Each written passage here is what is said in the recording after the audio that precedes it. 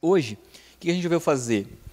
Nessas reuniões que a gente faz uma vez por mês, a gente aprendia muito, né? Porque estamos aqui em diversos profissionais de diversas áreas. E como a gente aprendia muito e conversava e trocava, a gente falou assim, pô, quer saber? Vamos levar isso para a faculdade? Vamos ver, assim, eu sei que todo mundo, assim, tem curiosidade, inclusive da Defensoria Pública, eu até quero montar, depois reunir um grupinho para a gente fazer a visita penitenciária, mas não visita como quem visita um zoológico, uma visita para conversar, e uma visita principalmente para, de alguma forma, colher dados e provas a favor daquelas pessoas. É uma visita que eu já faço há muito tempo, eu levo 25 alunos, cada um atende 4, a gente atende 100 num raio, num pátio gigante, carteirinha, uma de frente para o outro, o aluno na frente do preso, e, cara, experiência maravilhosa. Experiência maravilhosa. Quem foi? Assim, de todos os alunos que eu levei, já levei muitos, todos, assim, é 100%, todo mundo gosta e são coisas que nos transformam, né? E, bom, mas falando especificamente do bate-papo de hoje, é o seguinte, me apresentando, meu nome é Bruno, eu sou defensor público aqui em Campinas, eu sou da Defensoria Pública da área criminal, processo de conhecimento e tribunal do júri, com o Dr. Torres, aqui em Campinas, e queria apresentar rapidamente, não vou dizer do extenso currículo de todo esse pessoal que são amigos que estão aqui, que é o professor Eduardo, professor da Faculdade de Medicina da PUC de Campinas, ele é psiquiatra, né, perito do fórum, inclusive, a professora Maria de Fátima, que é professora de Psicologia da Faculdade da PUC, né, tem também, trabalhos há tanto tempo, né, Fátima. Os dois pesquisadores, a Cátia e o Guilherme, que são pesquisadores no Instituto Federal, que trabalham com temáticas, são pesquisadores da área da situação carcerária em Campinas, do CTI, mas que estão focados em estudos que dizem respeito à situação carcerária, notadamente aqui em Campinas. O Douglas, que é defensor público de Piracicaba, trabalha com execução criminal. O Vinícius, que é defensor público em Rio Claro, trabalha com execução criminal, aliás, pioneiro na ação civil pública contra a revista vexatória, essa história é bem bacana ele contar. E o professor Caio, um grande amigo, um parceiro de longa data, acho que todos eles, né? Mas o professor Caio, professor da Faculdade de Arquitetura da PUC, ou seja, vocês vão ver que a maior parte... Bom, nós não temos professores da Faculdade de Direito, né? Temos muitos amigos, muitas pessoas para colaborar também, mas a gente tentou dar um foco interdisciplinar para colocar agentes do sistema de justiça, mas também professores que trabalham com outras temáticas que estão envolvidos com isso.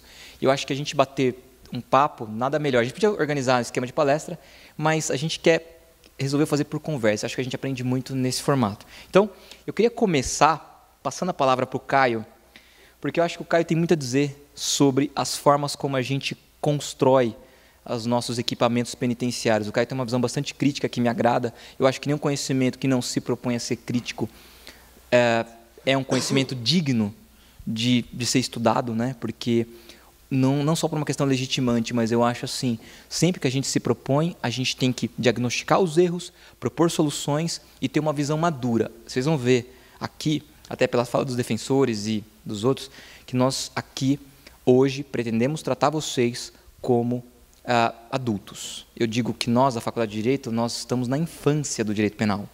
Eu não costumo ensinar direito penal da forma mistificadora e muito leviana com que se tem em boa parte dos livros tradicionais. Ou a gente faz um conhecimento crítico, que é um conhecimento para, de fato, desvelar as razões de fundo do mau funcionamento do sistema, ou é um sistema legitimante reprodutor que nos torna fantoches e, assim, bastante sem potência crítica transformadora. Então, professor Caio, você está com a palavra, você começa e a gente vai interagindo.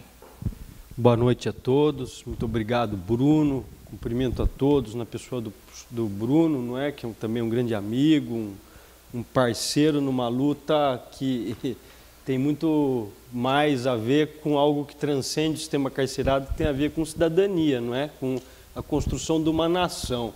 É fundamental que a gente não olhe o sistema carcerário só como observador dele, não é? Que a gente sim fique absolutamente indignado como brasileiro da gente tratar pessoas como animais, às vezes muito pior do que animais. A gente vive um caos absoluto do sistema prisional, a gente vê isso nas rebeliões, vê isso no domínio das facções criminosas, absoluto controle das instituições penais, e a gente vê isso, a demanda absolutamente massiva por construção de novas unidades.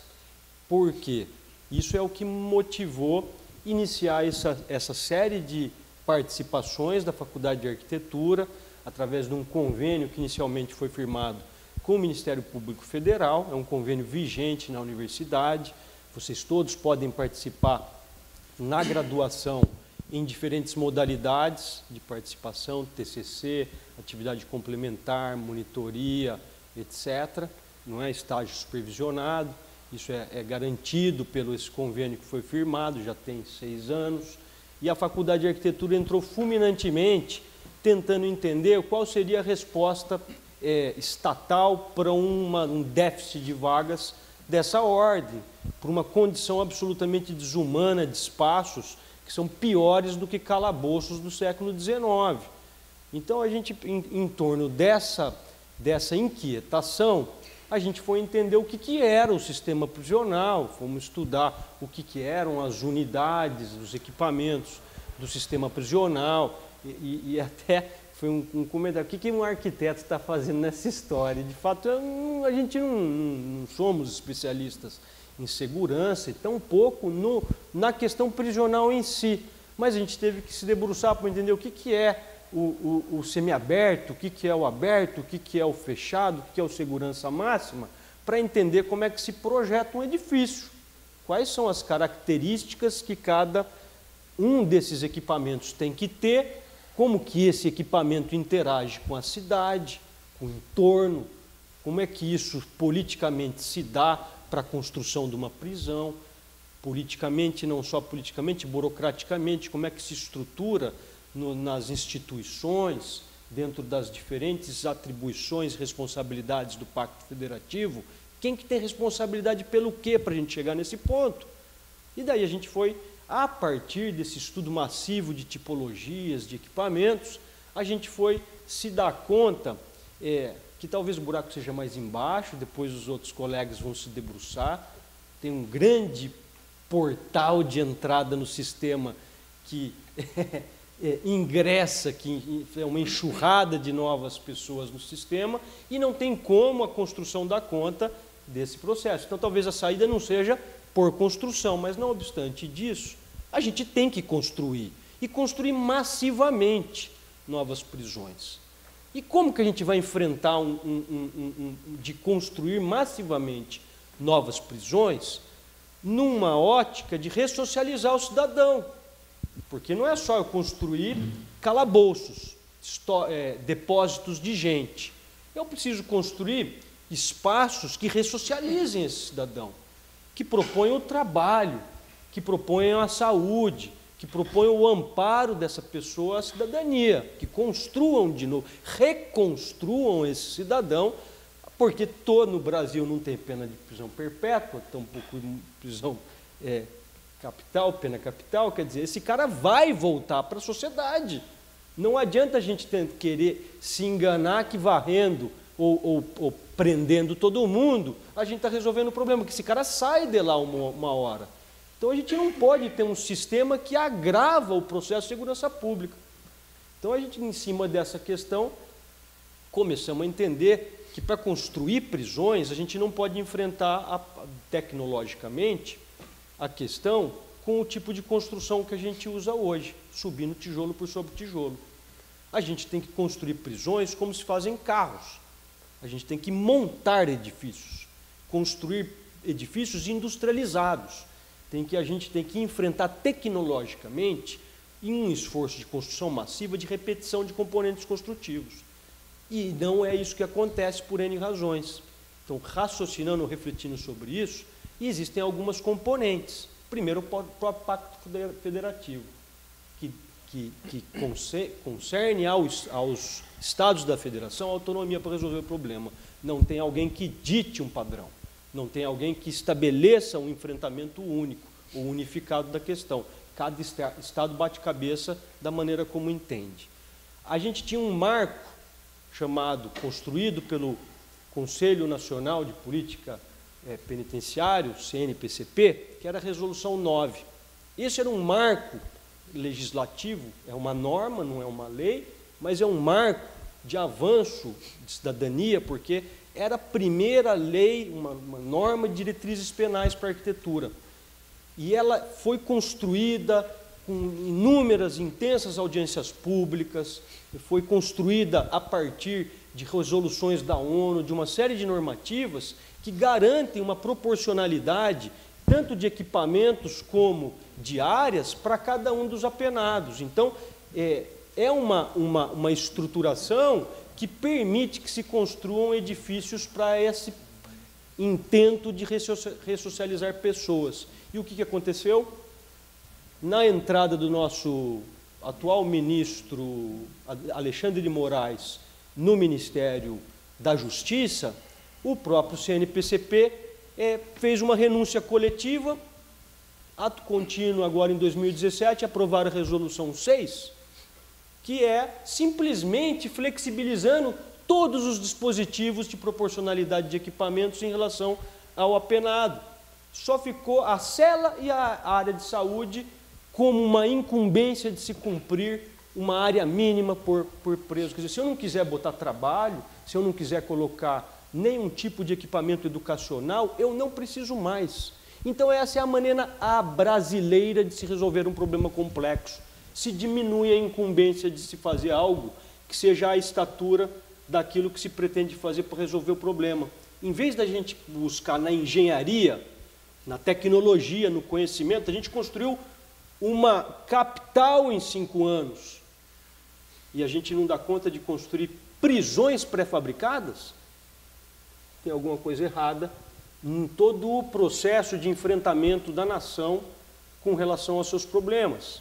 Então, no que tange a arquitetura e a engenharia, é um equívoco brutal o que estão fazendo. Estão flexibilizando a lei para tentar, e com o argumento que foi isso que atrasou a entrega de 45 mil unidades, sabe? E uma unidade é caríssima, né, Caio? Você estava falando assim, gente, quando você constrói uma penitenciária, além do custo de construir, que é faraônico, tem o custo de manutenção básica assim, dela, da parte elétrica, da parte hidráulica, da parte de sustentação mesmo.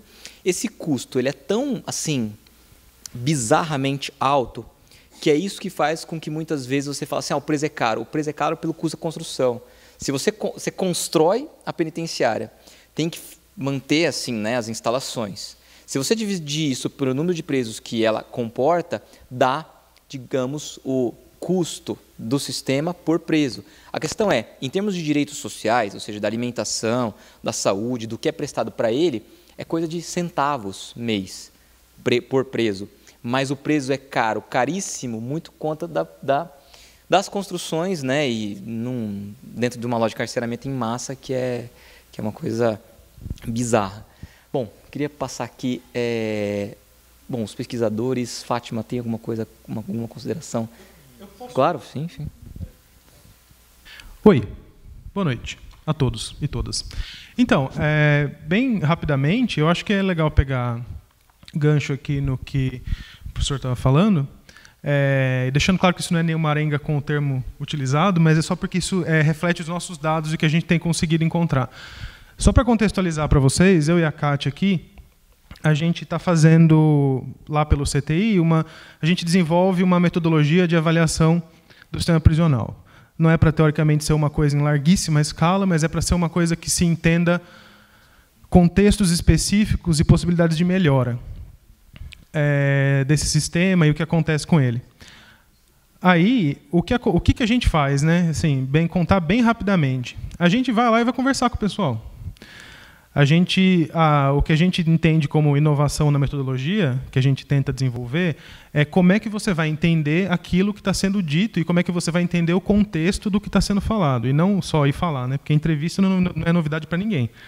E conversar com as pessoas não é novidade para ninguém. Da psicologia, enfim, que eu sou psicólogo de formação, Kátia é antropóloga, e a gente vai lá e vai conversar com as pessoas. Então, assim, a provocação que eu queria fazer, num sentido não para todos, para todo mundo pensar, enquanto pessoas olhando para o sistema prisional, é que talvez a gente precisasse começar a ver não como reintegração social, mas como integração social. Porque a maioria das pessoas que estão encarceradas, a maioria das pessoas que a gente conhece, que são egressas do sistema, a gente trabalha especificamente com mulheres, mas aí depois, deixa a Kátia falar depois, ou enfim, a gente fala depois, só queria entrar nesse assunto agora, que assim, a gente está fazendo isso há um pouco mais de um ano e indo conversar com as pessoas e aí procurando entender quais as condições que levaram as pessoas a serem encarceradas, em que condições elas foram presas e o que aconteceu com elas após o cárcere. E aí a gente chegou num ponto em que pese o fato de que é muito difícil ter acesso ao sistema prisional em si, em certas circunstâncias, porque existem muitas condições de o que pode, o que não pode ser falado, o que pode, o que não pode ser perguntado lá dentro, enfim, tem muitas questões envolvidas nisso. A gente chegou e conseguiu achar uma maneira de encontrar essas mulheres egressas, e foi basicamente indo até onde elas moram.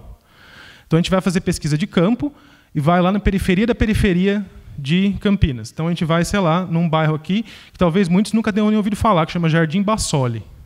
Alguém conhece o Jardim Bassoli? Já esteve no Jardim Bassoli? Você já ouviu falar? Ouviu falar em que contexto? Oi? Para não ir, em criminalidade. O Jardim Bassoli, então... Isso. Pode. Como se constrói, né? Então, um deles está afundando, literalmente afundando na terra, um dos condomínios. Então, assim... A questão que eu queria trazer, conhecendo um pouco dessa realidade, depois de fazer pesquisa e tal, é que a gente talvez precise começar a pensar diferente. Então, vou retomar a linha do tempo. A gente foi fazendo a metodologia, foi investigando, isso passou um ano, e a gente falando com egressas, falando com profissionais, falando com estagiários da unidade prisional feminina, falando com pessoas que trabalharam no sistema, até uma hora que a gente falou, bom, vamos lá conversar para ver se a gente acha mais egressas onde potencialmente as pessoas moram.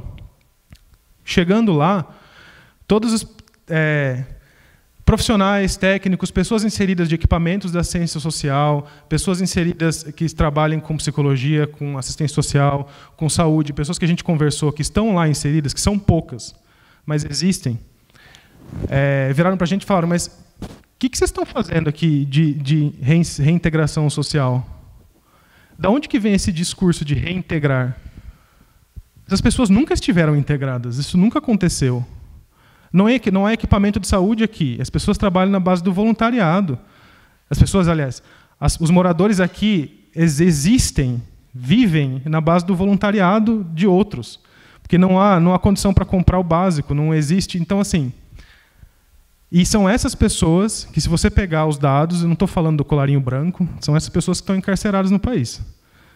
As pessoas que estão presas são, segundo os dados mais recentes, que agora, publicado recentemente, são de 2016, foi publicado no começo desse ano agora, os dados de 2016, continuam sendo, em sua maioria, pessoas periféricas, de pele preta, com baixa escolaridade e jovens. E no caso das mulheres, que é com quem a gente trabalha, são mulheres jovens, em geral são mães, mulheres negras e periféricas. Então, assim, não parece haver um momento, e aí depois todo mundo fala um pouquinho, talvez a gente entre em detalhes da metodologia, e o que a gente tenta investigar, e o que a gente tem descoberto, mas talvez não seja a questão de falar, essas mulheres, no caso do que a gente tem trabalhado, elas estavam lá funcionando em sociedade com todas as oportunidades para elas e, de repente, houve um desvio. E aí a gente precisa lá reintegrá-las. Né? Tem uma pessoa, uma egressa que a gente conversou, se vocês me permitem, eu vou ler uma citação dela. Segura aqui para mim, Kátia, por favor. Eu trouxe porque eu pensei assim, né? O que eu vou falar aqui para as pessoas que seja absolutamente diferente do que elas estão acostumadas a ouvir? Então, acho que esse é o melhor que eu posso fazer. Isso é direto de uma situação de uma egressa. A gente perguntou para ela, como é que começou a sua vida, como é que começou a sua interação com o que te levou, no caso foi tráfico, para a cadeia? Né? A gente conversou com ela. Ela disse assim, antes para mim era tudo normal. eu já comecei a roubar aos 8 anos, por questão financeira da família. Porque logo depois de mim nasceu um primo, e como ele teve alguns problemas, ele ficou sendo prioridade em tudo, no caso, prioridade de saúde. Tanto no Danone, na bolacha, foi o que me incentivou a pegar, que é roubar. Depois que eu comecei, eu não parei mais. Minha família teve reincidência. Então, para mim, era tudo muito normal. Só virou um problema ao ser encarcerada. E assim, veja que eu não estou defendendo ou moralmente avaliando isso, mas havia integração prévia, que depois precisa ser reintegrada. Aonde que está essa condição, né? Enfim, era essa contribuição nesse momento que eu queria fazer. Vou passar para alguém. Tá. Eu queria passar para o Vini, que é defensor de Rio Claro. Vini, dá uma contribuição aí, um Zaffaroni em 5 minutos. Sim. É rápido, porque eu não vou falar de prática minha agora. Posteriormente, eu gostaria, depois da prática, que você falasse depois, da Tirapina. Professor, tem um professor do Rio de Janeiro chamado Nilo Batista, e ele fala uma história muito legal. Imagina que um ET desça aqui na Terra e pergunte para a gente aqui como é que a gente lida com as nossas situações problemáticas, as piores. A gente chama de crime. E como é que vocês fazem com o crime? O que vocês querem? A gente quer ressocializar o agressor. E aí ele pergunta, como você ressocializa? Como é que vocês, aqui na Terra, ressocializam o agressor? A gente tira ele da sociedade, bota ele intramuros, deixa ele 5 a 10 anos numa cela 6x4, dando passinho para frente, passinho para trás. Depois a gente abre a porta da cadeia e acha que ele vai ser ressocializado. Então, assim, a ressocialização pela privação de liberdade, ela é uma mentira. Ela não pode acontecer, ela não vai acontecer nunca. Seja lá a reintegração, ressocialização, o cárcere não traz direito à alimentação, o cárcere não traz saneamento básico, o cárcere só traz dor. Punir é infligir dor. Então, assim, quanto mais presídio tiver construído, mais gente presa, mais presídio superlotado. A gente não tem que pensar como vai construir presídios melhores. A gente tem que destruir os presídios. Quanto menos presídio, menos gente presa. E o Estado decide quantos presos ele vai querer ter. Porque todos nós cometemos crimes diversas vezes na nossa vida. Diversas vezes. Dirigir embriagado, fumar maconha, xingar alguém, né, caluniar alguém. Todo mundo comete vários crimes durante a vida. Né? Por exemplo, mudar ninho de passarinho do lugar é crime. Então, se eu mudar o ninho de passarinho do lugar, é crime. Então, assim, e é impossível pegar todos nós cometendo crime, porque não tem quantidade de policial suficiente para prender todo mundo. Só alguns são selecionados. Né? Então, assim, o cárcere ele é político. A forma de punir ela depende de uma estrutura social subjacente. Ou seja, se a gente tem um mercantilismo, né, existem umas 3 penas do mercantilismo, né, que é a galés, que é remar até morrer, né, o degredo e trabalhar nas workhouses, que eram as casas de raspagem. É muito simples perceber que você sequestra uma pessoa no meio da praça e fala assim, você é criminoso porque você é vagabundo. Tinha o crime de vagabundagem. Você é criminoso porque você é vagabundo. Qual é a pena? Remar até morrer. Remar até morrer num contexto de expansão ultramarítima, que você precisava de mão de obra gratuita. Então, a pena é a mão de obra. A mesma coisa o degredo, é a questão da colonização por povoamento. Então, se punia através do degredo. Isso eu estou falando do Vigiar e Punir, do Michel Foucault. E a grande questão é que o cárcere ele nasce com a fábrica. Ele nasce no final do século XIX, num contexto em que Auburn e a Filadélfia, o sistema alberniano e o filadelfiano, são sistemas voltados para a disciplina dos corpos, para que esses corpos produzam mais em menos tempo e se adapte ao capitalismo que está começando a nascer ali naquele momento. Inclusive, a pena privativa de liberdade, como um valor, ela vem justamente quando o tempo é medido em valor, né? Tempo é dinheiro, isso é o capitalismo que traz, e é isso que vale, né, a pena privativa de liberdade em tanto tempo, devido à mais-valia em tanto tempo. Bom, enfim, não vamos entrar muito nessa, mas, assim, de qualquer forma, a forma de punir de uma determinada sociedade, num determinado momento, depende da estrutura social. E se a gente está no meio do cárcere agora, antes ele era para disciplina, agora ele é para controle social, assim, é pegar e entupir, entendeu? Já que o desemprego é estrutural, a gente está vivendo um desemprego estrutural. O Fernando Henrique Cardoso, em 2000, tinha saído do governo, ele falou assim, temos, acho que era cerca de 4 milhões de brasileiros sobrando. A gente não sabe o que fazer com esse pessoal. Então, assim, ou mata ou prende. E, assim, construir mais presídios, eu entendo a sua preocupação com a questão dos direitos sociais básicos dentro do presídio, e eu fiz muita ação civil pública, ganhei agora uma refeição a mais lá em Tirapina e tal, depois a gente pode conversar sobre isso, porque no presídio não é quanto pior, melhor, é quanto pior, pior. Então, tem que melhorar realmente a situação do presídio, mas eu acho que construir presídios em situação industrial, pré-fabricada, isso vai gerar mais presos. O preso, a quantidade de preso, ela é determinada pelo governador. Não tenha dúvidas disso. Não é o cometimento de crimes que diz o quanto de encarcerado, porque todos nós cometemos crimes, como eu acabei de dizer. Então, assim, todo mundo sabe onde é que é a boca de fumo. Então, precisa pegar uma estatística. E isso é vindo do secretário de Segurança. Olha, a estatística é tal, tem que prender tanto. Então, assim, é muito fácil. O policial vai lá, bom, agora deixa eu preencher minha estatística. Ele leva lá, se a estatística for muito alta, ele espera 45 minutos e volta na mesma boca de fumo, que vai estar o mesmo outro cara lá vendendo, ele vai lá e prende também. Então, a quantidade de presos ela é determinada pelo governador. Entendeu? Então, assim, a estatística que eles precisam de estatística. Entendeu? E isso tem uma ligação também com o mercado, tem a ver com o mercado de trabalho, mas, enfim, eu acho, aí não é só a minha opinião, aí é uma opinião do que a gente chama de uma corrente chamada abolicionismo penal, é que os cárceres têm que ser destruídos. Não se ressocializa, não se previne crime com cárcere, muito menos se retribui a quantidade de mal que o agressor teve. Então, é mais ou menos isso. Assim, é um manifesto meio que contra o cárcere. Tá certo. Né? Pessoal, alguém levantou a mão ali em cima, né?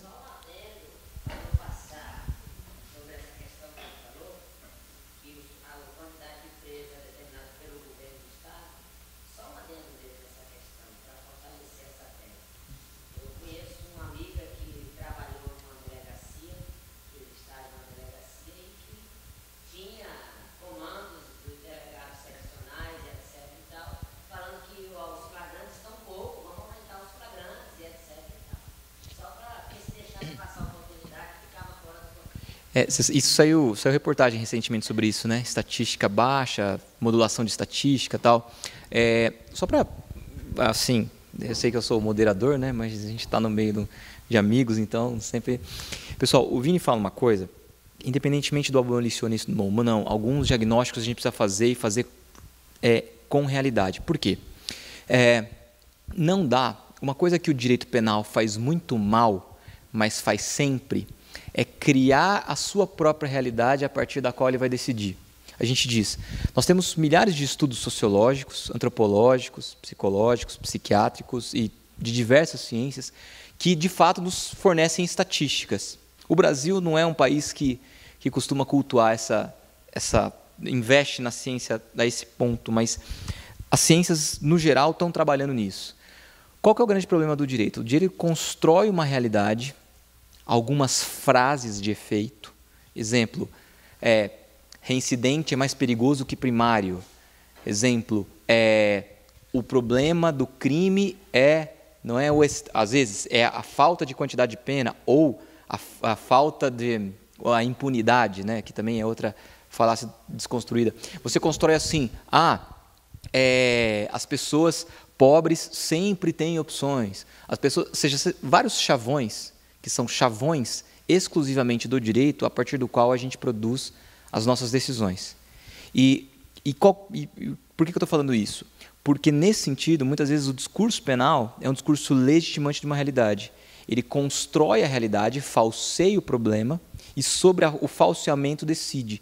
E isso é o seu papel ideológico. O que o Vini falou, que eu acho que é bem interessante pontuar, o Marildo Menegatti fala disso, é que é o seguinte, nós passamos talvez por, simplificando, 3 grandes revoluções industriais. Máquina a vapor, energia elétrica e agora microeletrônica. O que isso começou a produzir em termos econômicos? Isso começou a produzir excedentes de mão de obra. Cada vez mais a máquina começa a substituir o homem. Em diversos processos você começa a ter excedentes de mão de obra, que muitas vezes o mercado não dá conta de absorver. E essas pessoas que são marginalizadas e muitas vezes com direitos sociais extremamente precários, são pessoas que estão à margem. O Bauman fala que as pessoas que estão desempregadas porque não sabem falar inglês, ligar um computador, são underclass, consumidores falhos. E quando você tem esse tipo de categoria de pessoas, o que sobra, nos termos do Juarez Cirino, o projeto habitacional da miséria, é o cárcere. Então, você marginaliza socialmente essas pessoas e, como o radar da seletividade está voltado para pegar esses crimes praticados por elas, porque a gente fala que dos 1.784 crimes que nós temos catalogados pela FGV, só 5 encarceram quase 100%, que é o roubo, furto, tráfico, porte de arma e homicídio, crimes praticados por pessoas cujo radar da seletividade é o alcance do policial correr 200 metros. Então, a seletividade estrutural, o radar das agências punitivas está no radar de você correr 200 metros para pegar o sujeito de um furto, de um roubo, de um tráfico, eventualmente do homicídio e do porte. Eu digo o seguinte, você tem uma seletividade estrutural de o sistema montado para detectar no oceano das irregularidades determinadas irregularidades e, coincidentemente, praticadas por pessoas em extremo grau de vulnerabilidade, porque são pessoas que não têm como se opor ao sistema punitivo, à polícia, não tem como fugir, não tem como... A gente chama de crimes na esfera do grotesco, extremamente praticados de forma simplória e de forma facilmente detectável, mas muitas vezes até inocentes, mas o fato é que são vulneráveis. E eu quero dizer o seguinte, só para resumir, nós temos cada vez mais a produção de excedentes de pessoas que o capitalismo não está conseguindo absorver. E como nós estamos num projeto de destruição do Estado social em prol de um Estado cada vez mais mínimo em termos disso, nós temos que dar conta desse excedente, e esse excedente é o cárcere. Então, essa é uma das grandes preocupações. Obviamente que o Caio tem uma razão no que ele fala, e talvez a razão seja a seguinte, nós não podemos nos tornar cínicos. O que é cinismo? É dizer o seguinte, de fato, tirar alguém da sociedade, uma pessoa que nunca foi integrada, e você ainda tira para desintegrar mais, e coloca nela um rótulo de prisioneiro, de criminalizado, o que vai dificultar as suas relações sociais. Quando você faz isso, você está fazendo tudo menos ressocializar. Só tem um problema. A gente pode adotar 2 posturas diante disso. Dizer o seguinte, de fato, o cárcere não ressocializa. Então, 2 opções. Primeira, vamos transformar isso aqui num depósito de gente, largar essas pessoas e torcer para que elas morram. Ou para que elas se matem, ou para que a gente mate elas de inanição. As doenças, a ausência de água, a ausência de comida, a ausência de um monte de coisas, a proliferação de doenças. Ou a gente se torna cínico e diz, já que o projeto não é um projeto viável, vamos abandonar, ou pelo menos a gente leva um mínimo de dignidade. E aí talvez é só para a gente dizer que a gente não abandonou ainda a nossa condição humana, que a gente tenta levar um mínimo para dizer o seguinte, olha, isso talvez é o mínimo que eu possa dizer que deve ser feito para que a sociedade valha a pena enquanto sociedade, porque de resto o que nós temos é muito pouco. Queria passar a palavra para a Fátima, saber assim, o que seria o trabalho da psicologia no cárcere. Complicado, né? Olha, eu trabalhei quase 18 anos no sistema penal e eu vi muita coisa acontecer lá dentro. Provavelmente, muitos que aqui estão jamais vão ver. E sempre me marcou qual é, de fato, o objetivo da prisão. A ideia que se tem seria para punir uma pessoa que cometeu o crime. Só que eu discordo completamente disso. Porque aqui a gente vai pensar que vai pagar por um crime, vai ser punido por um crime, uma pessoa que não tem uma condição financeira de encontrar um bom advogado. E é esse que vai estar preso. Então, a prisão, aqui no Brasil, é para o pobre. Isso não é novidade para ninguém. Durante todo o tempo, né, em que eu trabalhei, eu vi apenas uma pessoa que tinha posses dentro da prisão. E ele ficou pouco tempo. Em um mês ele já tinha saído.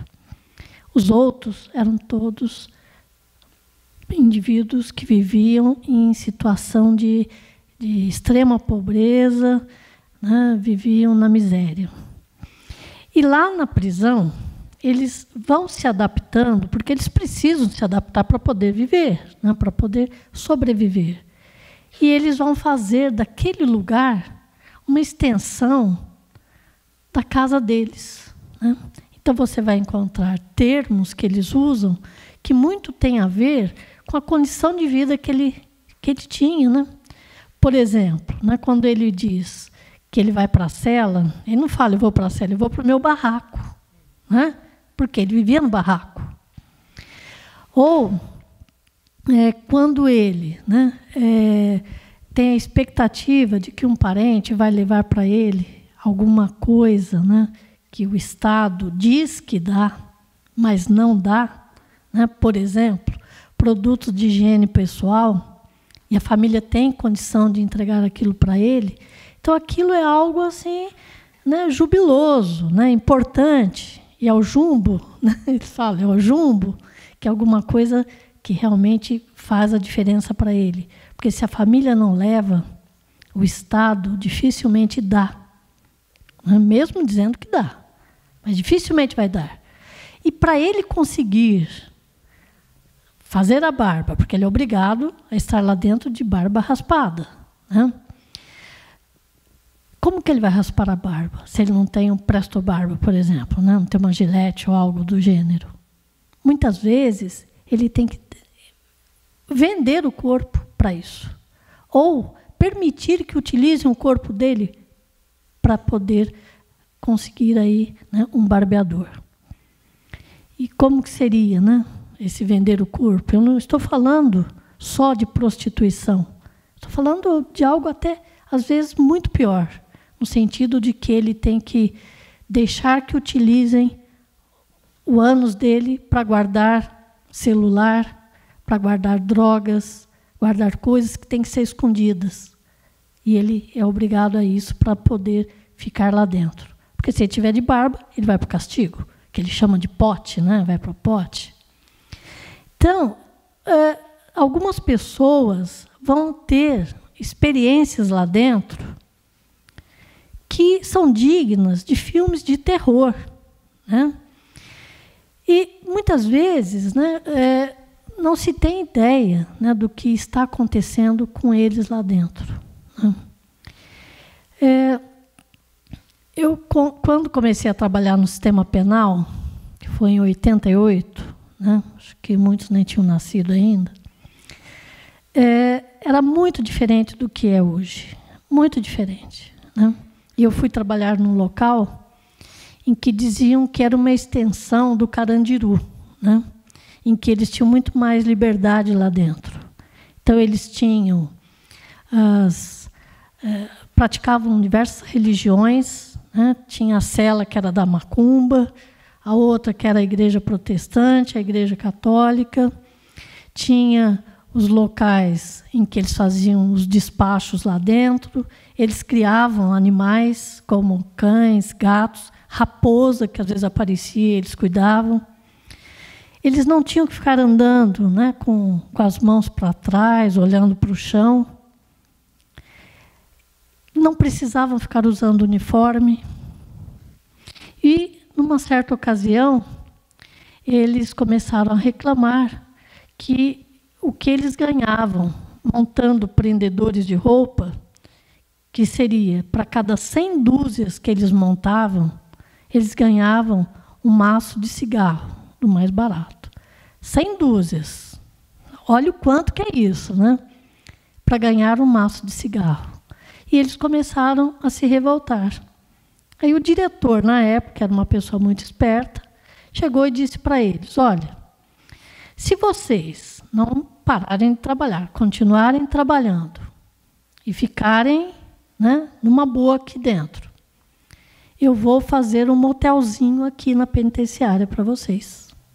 E ele fez. Lá tem um motel, né, em que, nas visitas, eles iam com as mulheres, né, com as esposas, ficavam lá. O tempo do motel era de 20 minutos, né, que eles podiam ficar. E aí o diretor conseguiu convencê-los a não se rebelarem em relação ao que eles ganhavam, né. E você vê, né, que quando se diz, né, que o preso ele é uma opção do Estado, né, eu diria que, às vezes, isso vai até além, né, da opção do Estado. Talvez seja uma opção de todos nós, porque nós queremos que alguém pague pelos nossos crimes. E quem é que vai pagar pelos nossos crimes? É aquele que é desprotegido, é aquele que não tem nada em termos de alguém para defendê-lo, né? Eu, inclusive, costumo dizer para os meus alunos que é comum as pessoas dizerem, né, aqueles jargões, preso bom ou bandido bom é bandido morto, né? Deveria colocar todo mundo no mesmo paredão e fuzilar, né, esses criminosos. Mas esses que se fala que devem morrer são os pobres. Alguém fala que seu pai, seu tio, seu irmão ou ele mesmo sonega imposto, que corrompe? Essas pessoas não são consideradas criminosas. Aquele que está sonegando imposto fala que tem que matar mesmo o bandido. Porque o criminoso sempre vai estar associado com a pobreza. E o crime não é privilégio, se pode dizer que isso é um privilégio, do pobre. Todos que cometem crimes, independente de qual categoria social ele seja, é uma pessoa que, por algum motivo, não teve, né, vamos dizer, mecanismos que contivessem esses impulsos, ele acaba, às vezes, cometendo um crime. E outros, por necessidade. Até o Bruno estava falando, né, para eu falar da minha tese, né, a questão de que a gente perguntava, né, uma das questões que eu perguntava na minha tese, né, da minha tese para eles, era se ele tinha passado dificuldades na infância, na adolescência e na vida adulta. E eles diziam, não, na infância e adolescência eu não passei dificuldades. Eu achava estranho eles dizerem isso. Como não passou dificuldade, né? Eram pessoas muito pobres. E aí eu comecei a observar que, para eles, dificuldade era passar fome, era não ter roupa para vestir. Se ele tinha qualquer coisa para vestir e tinha algo para comer, já não era dificuldade. E para nós? O que a gente pensa sobre isso? Então, a gente, né, eu acho que refletir sobre o cárcere, acho que a primeira questão é pensarmos o porquê que apenas pobres são levados, né? Por que a gente quer que os pobres sejam presos? Tem toda essa questão, a indústria do crime, as estatísticas, diminui o desemprego, né? Quanto mais gente presa, menos desempregados. Isso aí não é novidade para ninguém, sempre foi assim, né? Se utiliza muito, né, dessa massa, que é uma massa amorfa, que ninguém se importa com ela, né? Então, uma coisa, né, que eu observei em alguns anos, pesquisando dentro da prisão, e aí eu comecei a refletir mesmo, né, em relação a por que tinham tantas pessoas lá dentro, presas, que, do meu ponto de vista, não deveriam estar lá. Né, que tinham famílias, tinham filhos, eram preocupados, né, com essas pessoas, com seus filhos. E ele sem trabalhar, porque estava lá dentro, e o que ele ganhava era uma miséria, com um desemprego muito grande, né? Final da década de 80, 90, né? Era muito desemprego, e a esposa também não trabalhava, e essa pessoa super preocupada lá dentro da prisão. E aí eu ficava pensando, né? Por que será que a justiça não encontra outra forma que não seja essa prisão? Né? E uma das hipóteses, né, que eu levanto, após, né, ter observado isso, é que apenas pessoas que coloquem em risco, né, a vida de outras é que deveriam ficar confinadas. E quando eu pesquisei, né, durante alguns anos, qual era a frequência de pessoas presas que tinham cometido crimes com o emprego da violência, né, usando de violência física. Porque, né, eu considero que aquele que desvia dinheiro muito perigoso. Ele deveria estar lá, né? Não que ele aponte a arma para alguém, mas o desvio vai matar várias pessoas por aí, né? Por falta de saúde, né? E tudo aquilo que a gente está cansado de saber. Então, se lá na prisão estivessem aquelas pessoas realmente que a gente poderia dizer que está colocando em risco a vida dos outros, teríamos, por volta, nos anos que eu pesquisei, de cerca de 20% a 28%, era o que variava. Então, se tinha, lá onde eu trabalhava, 1.000 presos, talvez 250 deveriam estar ali. Os outros 750 deveriam estar lá com a família dele, tendo alguma condição de sobreviver aqui fora. Claro, não passar, né, como algo que não deve ser punido, mas que ele fosse, na medida do possível, ressarcir o prejuízo que ele deu para a vítima, né? Mesmo porque a gente vive num país capitalista e os crimes, né, que, em geral, levam para a prisão são os crimes contra, né, o capital. Né? Por isso que é o roubo, né? Que antes era praticamente o roubo, né, que dominava nas prisões. Né? E hoje a gente vê o roubo ainda frequente, mas o tráfico, né, muito presente lá dentro. Então, essa minoria que deveria estar preso poderia ter muito mais atenção, né, de profissionais, ter-se muito mais cuidado em fazer com que essas pessoas saíssem de lá um pouco melhor do que eles entraram. Porque o que ocorre hoje é que eles saem muito piores do que eles entraram. Então, né, eu acho que até, né, como se fala, né, a questão de que o buraco está mais embaixo, se a gente quisesse, né, diminuir muito, né, os índices de criminalidade, talvez se devesse começar pelo combate à desigualdade social. Porque se é o pobre que está preso, se essa pessoa não vivesse em tanta miséria, talvez não fosse preso, né? Então, quem sabe, né, uma forma mais justa, né, de se viver enquanto ser humano, com dignidade, com direitos, né, direitos a uma alimentação saudável, ao lazer, a um trabalho decente.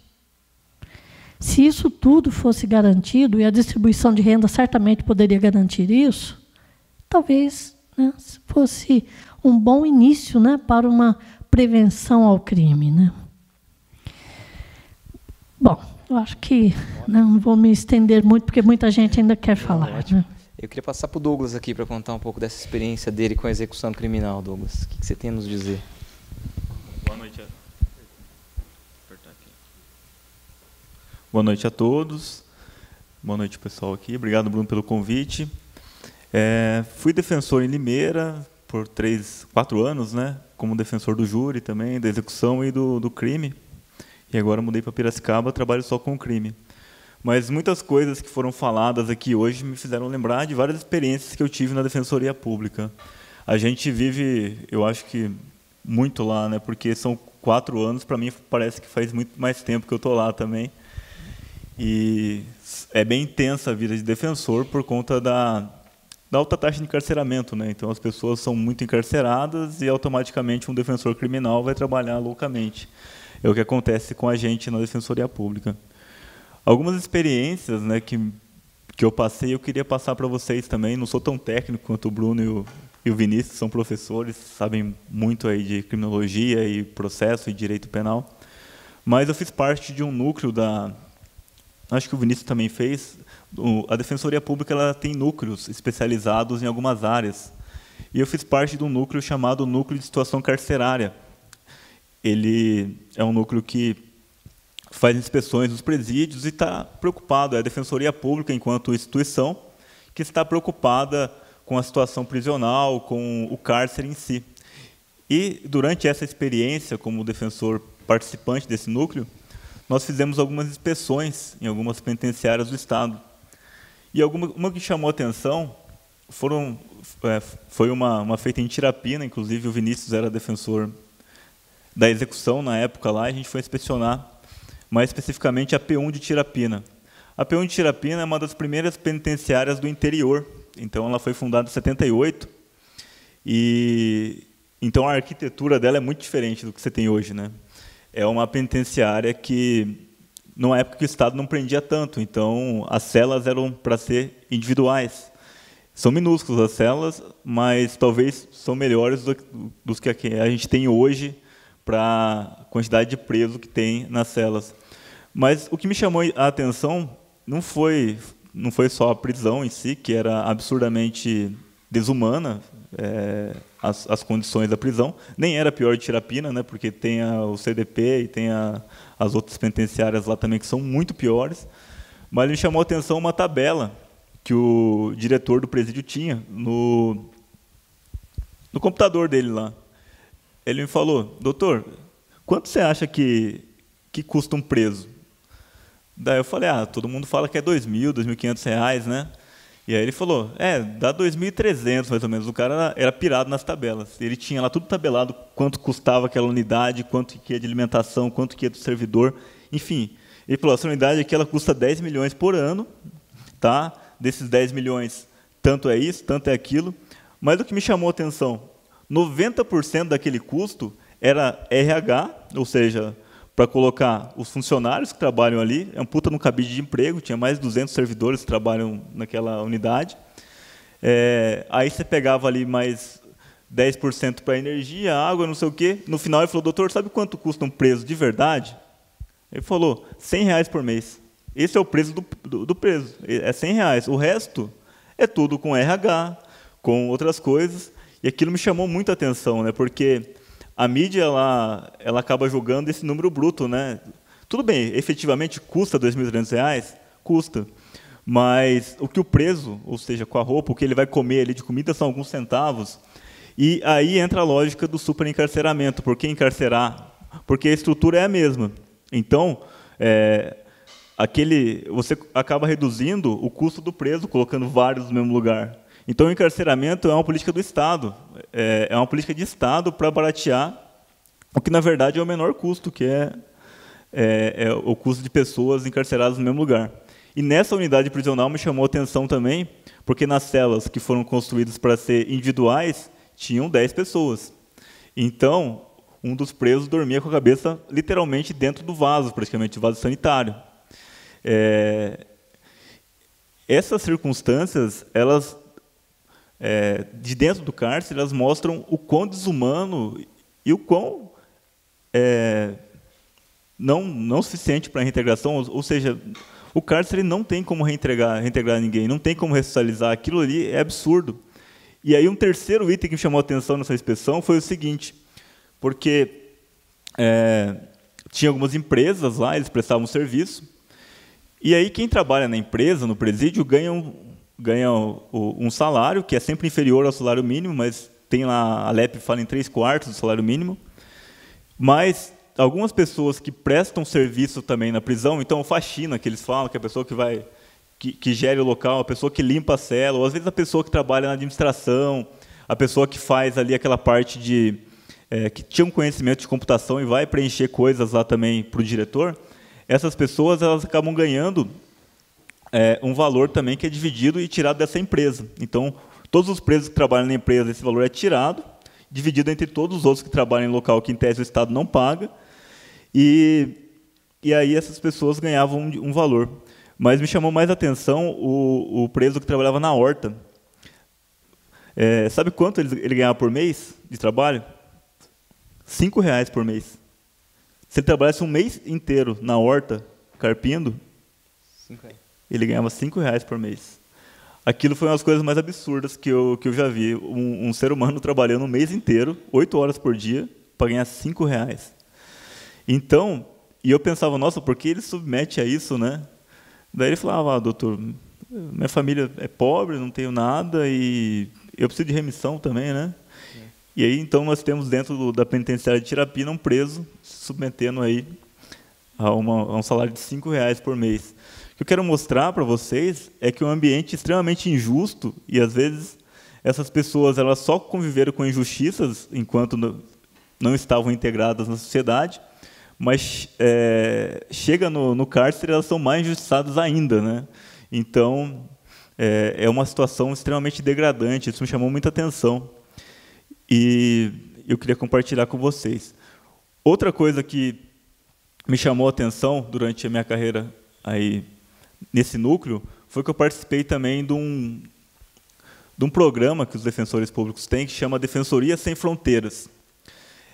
Reúne-se um grupo de defensores de todo o Estado para atuar em alguma área em que a situação prisional está à beira de um colapso, uma rebelião, alguma coisa.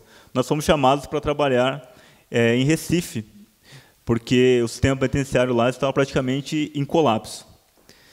E foram defensores do Brasil todo, então era uma equipe de 50 defensores, eu acho. A gente atendeu 5.000 presos, a gente fez, eu acho que 2.000 HCs, eu fiz mais de 100 HCs na época, fiz mais de 200 pedidos de benefício, então... a gente entrava na prisão 8 horas da manhã e saía às 6 horas da tarde. E o que me chamou a atenção é que é muito diferente de São Paulo.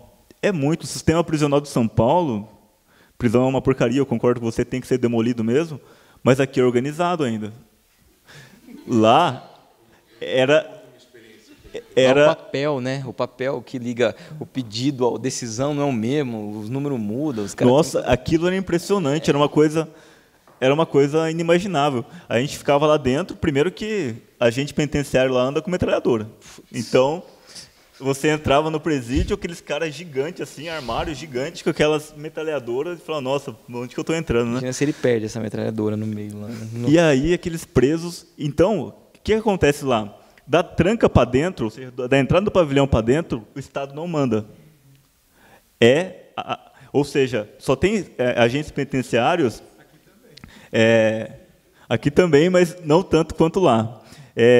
Só tem agentes penitenciários até a tranca. Da tranca para dentro, o Estado não entra, mas é mais do que isso. Por quê? A gente lá, fazendo os pedidos de benefício, não sei o quê, eles foram super receptivos com a gente, os presos e os agentes penitenciários também. Tínhamos computadores lá, funcionava o sistema, até melhor que aqui em São Paulo. Aqui é uma porcaria, a gente não tem acesso a quase nada, mas lá era bom. E aí, um determinado preso foi atender, falei, você tem direito ao aberto, vou fazer seu pedido aqui agora, porque a gente fazia na hora o pedido já e protocolava. Então, era bem rápido. E aí a preocupação dele, é mesmo, doutor? Putz, vou ter que vender minha cela.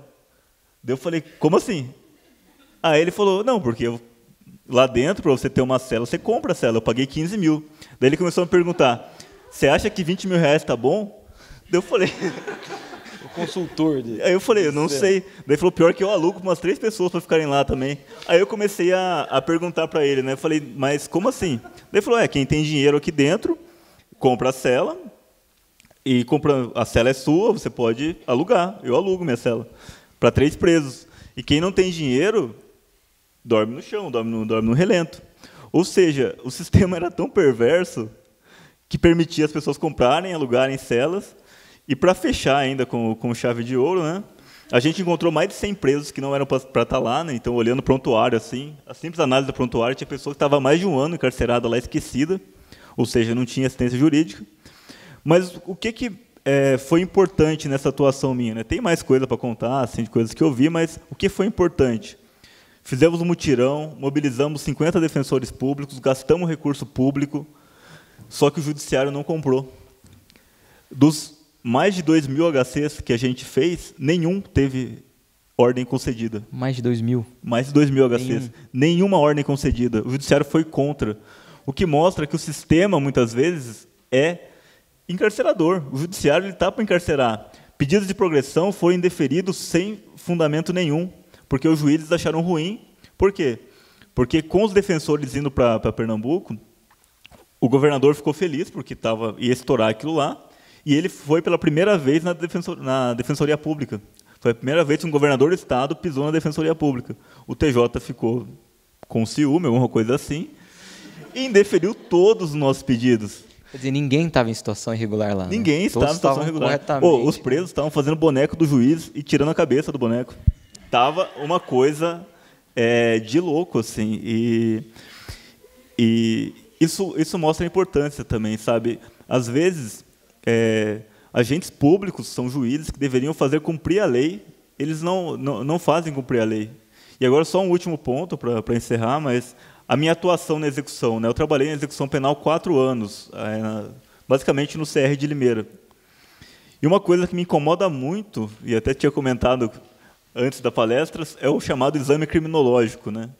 Porque toda vez que a gente vai pedir um benefício para o preso, um pedido de benefício, ele tem 2 requisitos. Vai ter o requisito temporal, que é o lapso de cumprimento de pena, e o comportamento carcerário do preso.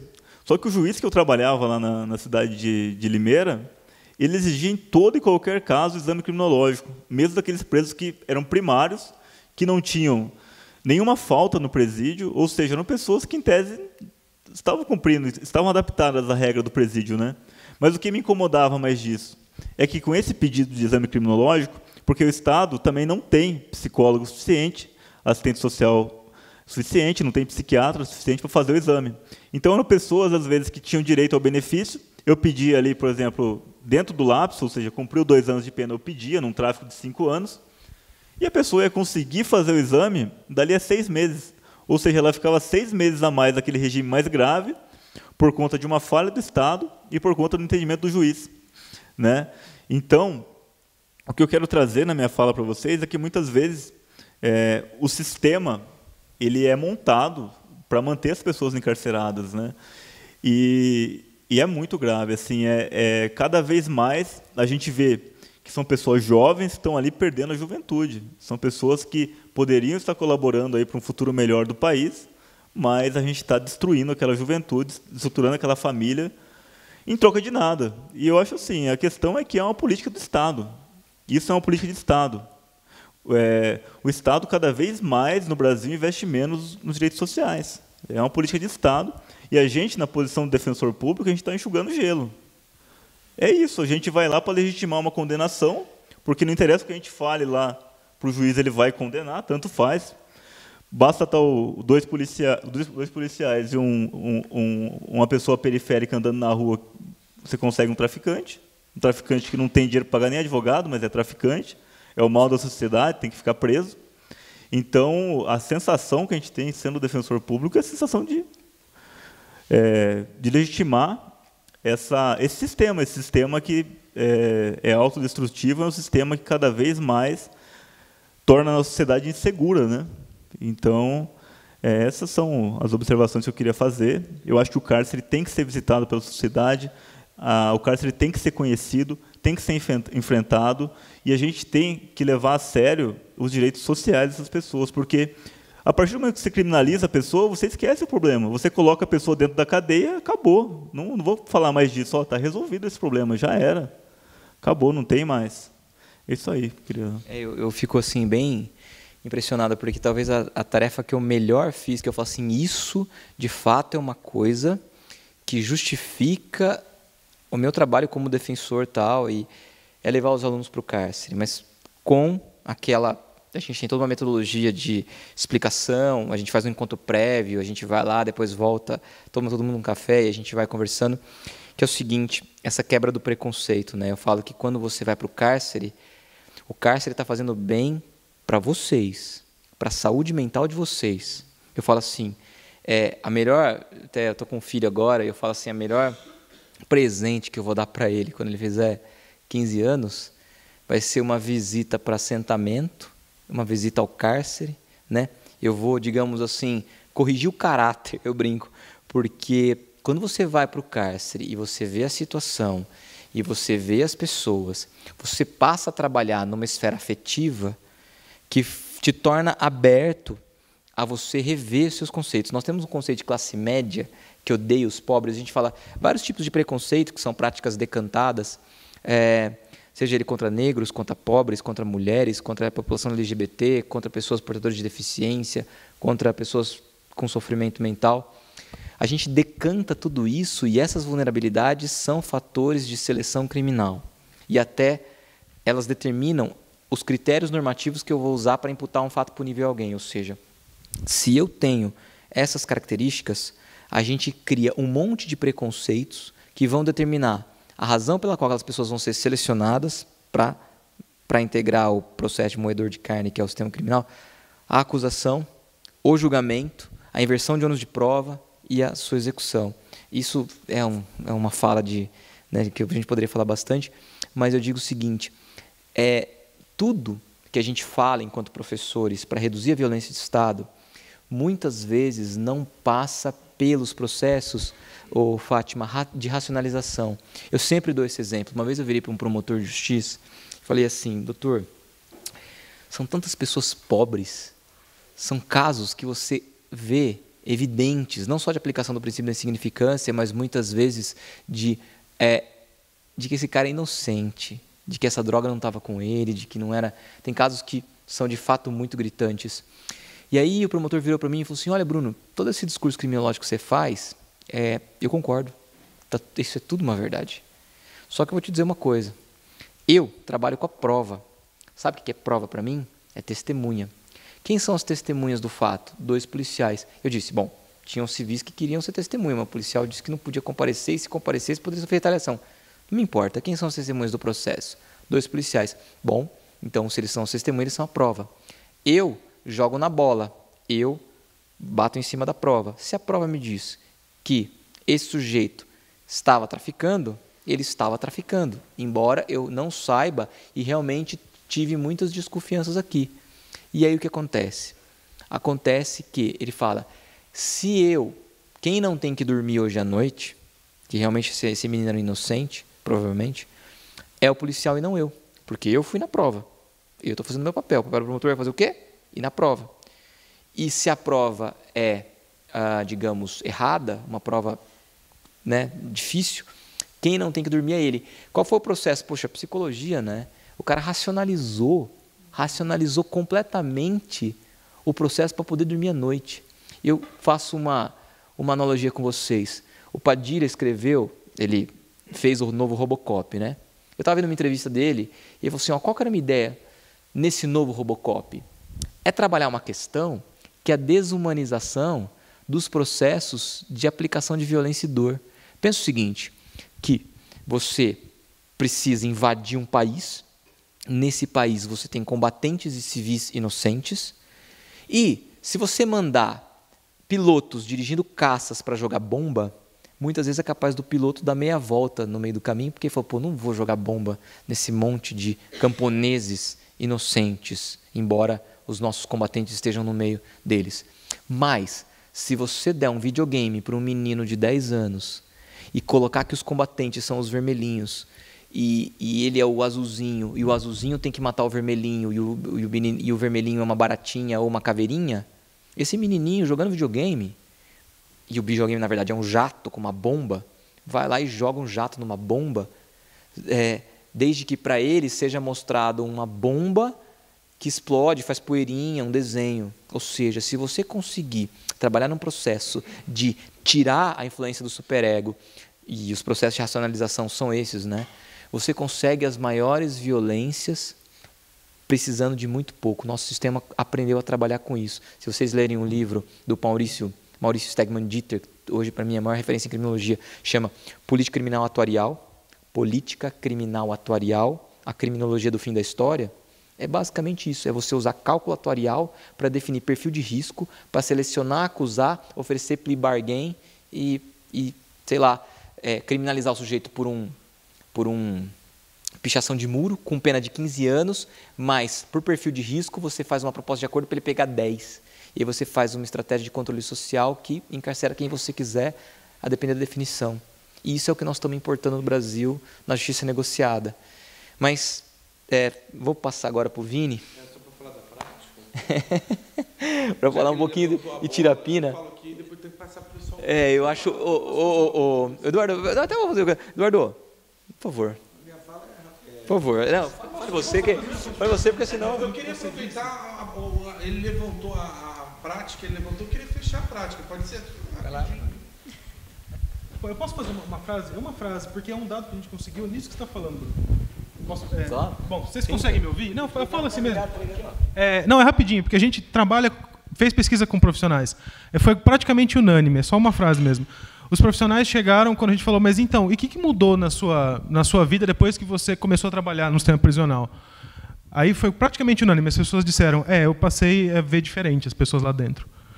Aí a pergunta que eu gostaria de deixar é da onde vem a visão prévia? Porque ela não vem do conhecimento das pessoas que estão encarceradas, ela vem de algum outro lugar. Então, preconceito, vem de algum outro lugar. Ela não vem da realidade das pessoas encarceradas. E todos tinham uma visão, assim, todos eu estou exagerando, mas a maioria tinha visão prévia de que eram pessoas perigosíssimas, muito difíceis e etc. Quando chegou lá, mudou a maneira de ver. Era isso. É só essa contribuição rapidinha. Obrigado. Olha, sobre a prática, eu escrevi um artigo que foi o que fez com que o Bruno entrasse em contato comigo e que a gente se aproximou a partir desse artigo. Eu estou percebendo que, como eles já falaram, a nossa prática é enxugar gelo, né?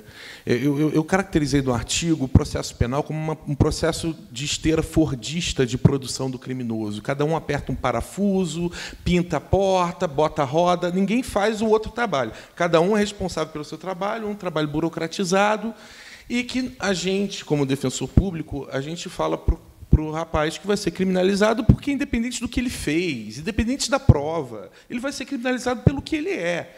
E aí a gente chega e fala para ele, olha, fica tranquilo, que você vai ganhar 8 anos aí, mas 7 anos, né, para dar o regime semiaberto, 7 anos, mas a gente vai entrar com habeas corpus para você ficar com o regime semiaberto. E assim, eu passei num concurso difícil, sou um branco, tal, terno e gravata, você está com um cara bom do seu lado, você vai ser criminalizado, você vai ser... Assim, vão fazer as atrocidades com você, tanto no processo penal quanto na execução penal, mas você fica tranquilo que eu estou aqui. E assim, eu já percebi isso, eu não caio nessa. Assim, já a parte de defesa individual ela é feita, é que eu trabalho com 5 presídios, eu sou responsável por 5.000 presos. Eu sou um defensor responsável por 5.000 presos no sistema prisional, para fazer pedido de regime semiaberto, para fazer tudo, tudo de defesa. O que acontece? Eu tenho a obrigação de visitar o presídio para fazer atendimento, mas tipo assim, faço 10 atendimentos por visita, são 2 visitas por mês. 5.000 pessoas, mas não tem como lidar com isso, não tem como. E aí o que eu percebi? Bom, a gente é um óleozinho ali do sistema para não degringolar o negócio. E aí eu falei assim, olha, 7 anos de presídio que eu tenho, né? Eu vi 7 anos de sistema penal e 5 anos de presídio. Eu e mais 2 defensores, somos os únicos 3 defensores que fazem fiscalização em presídio sozinho, que independe do núcleo de situação carcerária. Só que eu levo um funcionário da Defensoria Pública para ficar de testemunha, porque a situação é muito pesada. Você imagina, você entra lá, olha, eu quero entrar lá na cela, quero entrar lá no raio, quero ir lá no fundo, quer dizer, nenhuma autoridade vai ali, a não ser a Defensoria Pública, com um núcleo de situação carcerária. Eu e mais 2 malucos na instituição inteira, a gente faz isso.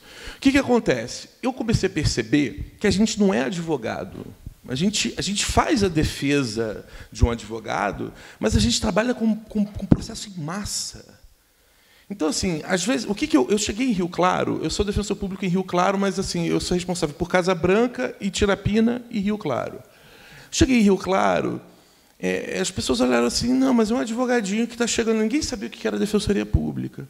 Aí, tem um problema na comutação, um entendimento completamente ilegal, vários entendimentos ilegais, não abriam vista para mim antes de condenar no processo administrativo disciplinar para eu fazer defesa, um monte de irregularidade. Eu cheguei no diretor do cartório, que era ele o juiz, porque o juiz delegava a função de julgar para o diretor do cartório. Eu cheguei para ele e falei assim, olha, amiguinho, o negócio é o seguinte, está cheio de nulidade aqui, eu vou te dizer, é isso, isso, isso e aquilo. Ah, doutor, sabe como é que é? Eu vou falar com o Ministério Público para ver o que ele acha. Ah, então fala lá, vai lá. Aí no dia seguinte, fui lá, no dia seguinte, na semana seguinte, e aí, vem cá. Ah, não, olha, não teve acordo não, vai continuar do jeito que está. Eu falei, vai continuar do jeito que está? Vai continuar do jeito que está. Bom, eu recebo desse cartório uns 300 processos por mês. O que eu fiz? Deu um atinho no processo, soltou um pum, habeas corpus. Protocolei tudo no mesmo dia. Protocolei cerca de 68, 70 habeas corpus no mesmo dia. Bom, acho que quem trabalha com processo aqui sabe muito bem o que acontece quando você protocola 70 habeas corpus num dia. Né? Vem o pedido de informações para você dar em 24 horas. Então, se o juiz não der informação em 24 horas daqueles 78 H6 que chegaram no mesmo dia, há uma ilegalidade, eu meto mais um outro H6 em cima disso. Então, o que eu fiz? Eu fiz uma rede de H6. Eu jogava videogame com H6. Eu entrava assim, putz, a liminar, tal H6. E eu não queria ganhar o habeas corpus. Eu ganhava e ficava meio puto. Porra, não tem mais o habeas corpus para subir, cara. Então, assim, não é o individual. Pouco importa se esse cara foi solto. Não é isso. Eu trabalho com um mar de 5 mil peixes. Entendeu? 5 mil peixes que foram pescados mesmo, né? Em rede. Né? Então, o que eu fiz? O que o burocrata não gosta? De trabalhar. O burocrata não gosta de trabalhar. Olha, os funcionários lá chegavam 13h e iam embora às 5h. O que aconteceu? O cartório era dividido em execução penal, júri e infância e juventude. O que aconteceu quando aportaram os 78 habeas corpus e mais os outros que eu fui fazendo? O que aconteceu? As 3 sessões do cartório tiveram que parar tudo o que estavam fazendo para informar habeas corpus. E foi a gente chegando 10 horas da manhã, saindo 7 horas da noite. Então, assim, o cartório me amou. Falou assim, eu te amo, vem casar comigo. Por quê? Aí ele não entendeu o que é defensor público. Agora ele entendeu o que é defensor público. Agora ele entendeu o que é. A gente tem um processo em massa na mão. A gente tem uma...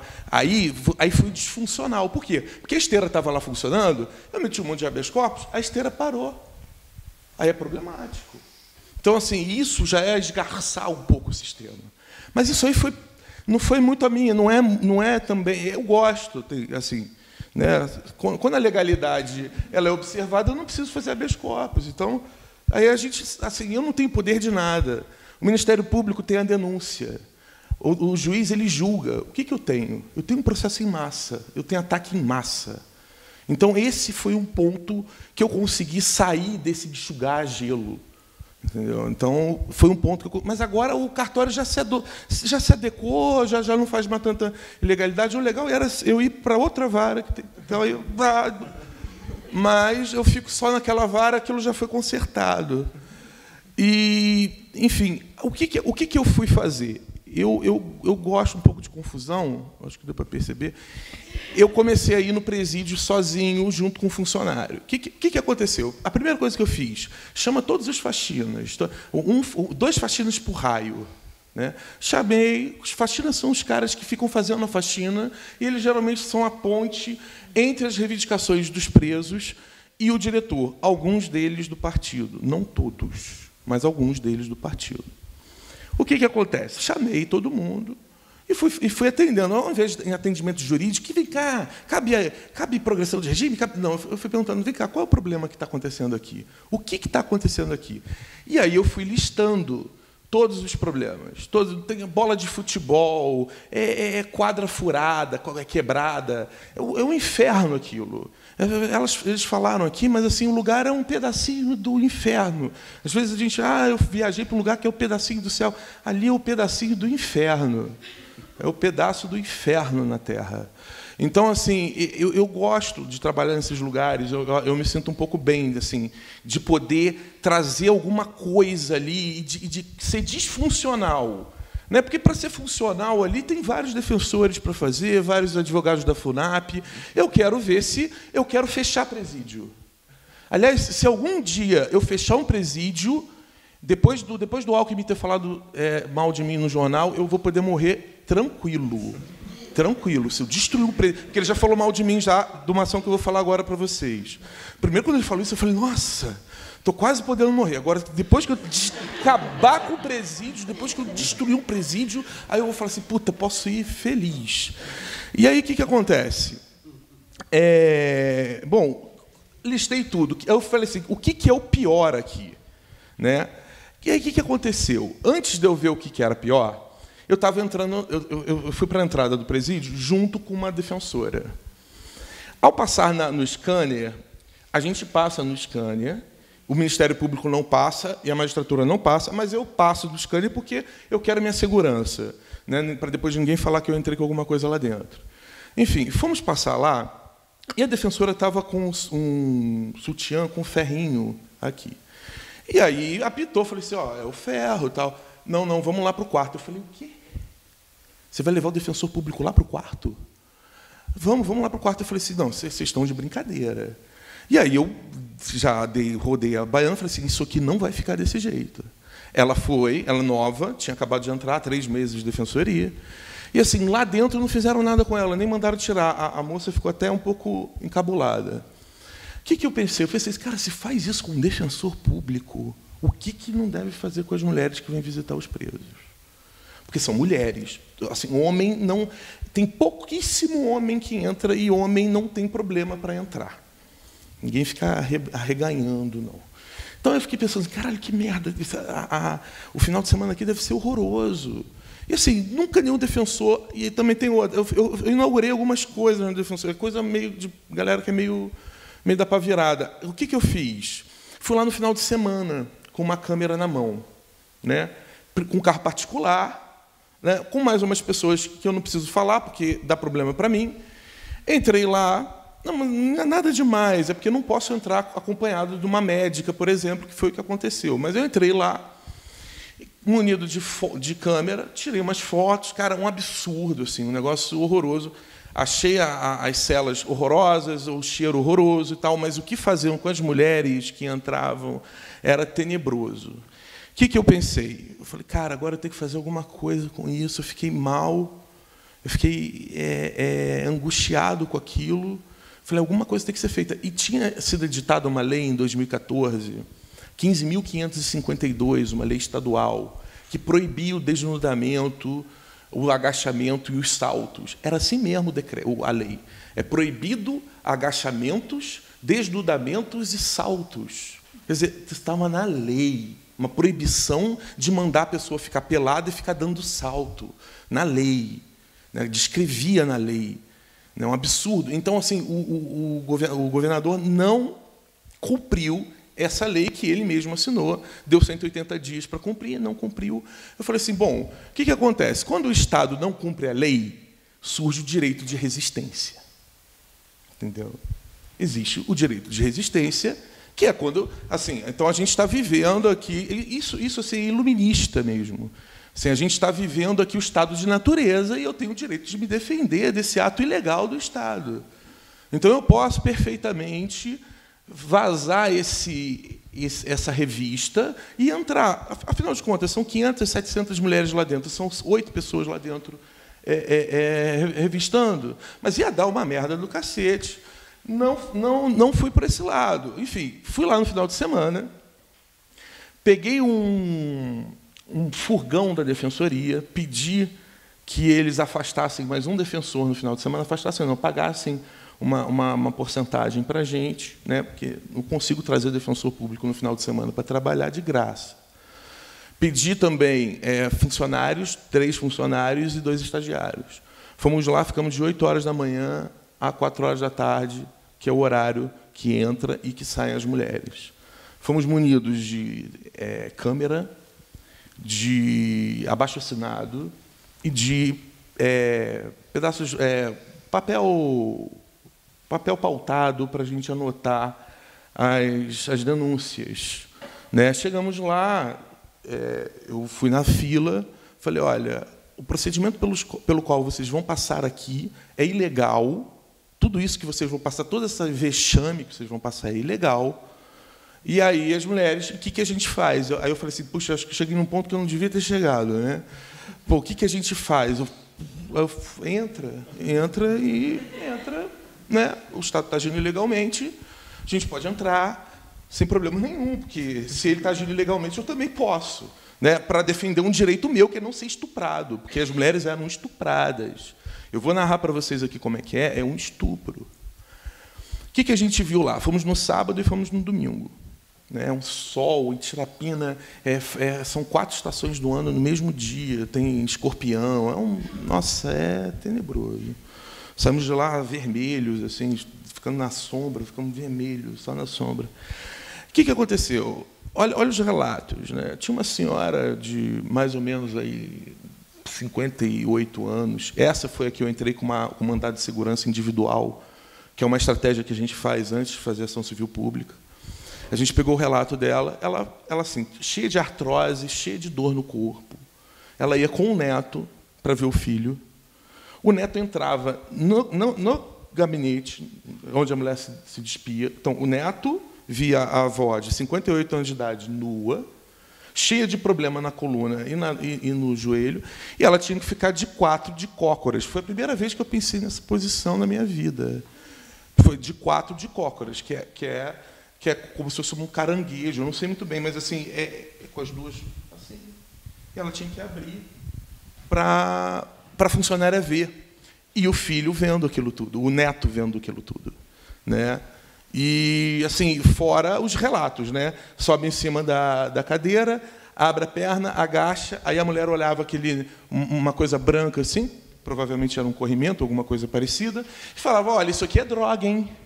Isso aqui é droga, hein? E começava a apontar e acusar para a mulher que estava tentando entrar lá para ver o filho, né? Ou o marido, ou, enfim, o irmão, apontava para ela falando que aquela coisa branca que estava escorrendo era droga. Então, as pessoas eram constantemente acusadas de levar a droga lá para dentro. Então, uma situação psicológica, de tortura psicológica muito forte, as pessoas tensas, sempre tensas, entrando lá, querendo exercer um direito delas de chegar perto do preso, mas sempre tensas, sempre perseguidas, sempre prontas para serem criminalizadas pelo órgão estatal que estava ali.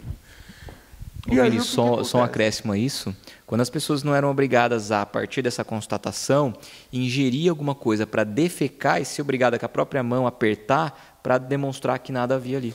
E assim, o que acontece? Tem uma estatística que a ouvidoria da Defensoria Pública fez, que apenas 0,013% das mulheres que entram são apanhadas com celular ou drogas. 0,013% num ano era a quantidade de mulheres que eram apanhadas com droga e com celular. Se entra droga e se entra celular, não entra pela vagina da mulher. Pode ser que entre, né, com um conchavo e ela consiga entrar. Mas assim, vocês imaginam, né? Em Tirapina são 1.500 presos. Vamos dizer que 800 fumem maconha, que eu acho pouco. 800 fumem maconha. Cada um fume 3 gramas de maconha por dia. 2,4 kg de maconha por dia. Eu conheço vários presos. Converso com vários presos. Todos eles fumam. Todos os presos que eu conheço fumam maconha. Vamos dizer que de 1.500 tem 800, que é um pouco mais da metade. 3 gramas, que são 3 baseados por dia, dá 2.400 gramas, 2,4 kg. Vocês acham que tem vagina o suficiente para entrar 2,4 kg de maconha por dia? Não. 0,013% de mulheres eram pegas com aquilo. O que acontece? Colhi todo esse material e falei assim, olha, porque o que eu penso? Fazer uma ação civil pública é uma ação política. Você não pode chegar na canetada e fazer simplesmente a ação civil pública sem conversar, sem colher prova. Tem que ter todo um contexto político. O que eu fui fazer? Peguei o abaixo-assinado, deu lá 600 assinaturas, juntei junto com as declarações das mulheres e fui fazer uma tática, que aí é coisa de defensor público, que é o seguinte, que um advogado não consegue fazer uma coisa dessa. Né? As pessoas, a defensora é advogado. Não, eu não sou advogado, eu sou defensor público. Eu faço esse tipo de coisa. Eu sou um defensor público, não advogado. O que eu fiz? Entrei com mandado de segurança. Como a situação era de direito coletivo, não sei se vocês estudaram, mas é bom estudar, bem legal, matéria legal. Então, havia ali um dano difuso, e, aliás, na verdade, um individual homogêneo. Né? Aliás, são vários danos ali, se você for olhar. Né? Várias óticas, você vê vários danos ali. E o que acontece? Eu falei assim, cara, se eu entrar com uma ação civil pública aqui, foi a primeira, não foi a primeira ação civil pública, mas foi a primeira que ganhou, o primeiro caso que ganha em São Paulo e o quinto no Brasil inteiro. O que eu fiz? Eu falei assim, olha, se eu entrar com uma ação civil pública aqui, vai dar um boom muito grande e vai pegar muita gente, é capaz de alardear. Se o juiz estiver a fim de dar, ele não vai dar uma ação civil pública, ele prefere dar um caso individual. Não deu outra. Entrei com mandado de segurança. O juiz parecia meio coxinha, mas ele foi bem legal. Foi bem legal. Pô, foi bom, assim, foi bom. Todas as ações civis públicas que eu entrei em Tirapina, eu ganhei com ele. Né? E tudo com relação a presídio. Né? Então, a gente ganhou mandado de segurança. Quando eu vi, eu saí chorando, tal, uma atuação muito legal. E aí eu fiz uma ação civil pública.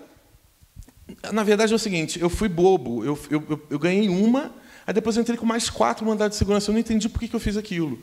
A que eu ganhei, a primeira que eu ganhei, foi ótimo, porque o filho saiu de livramento condicional e ela não precisou mais visitar.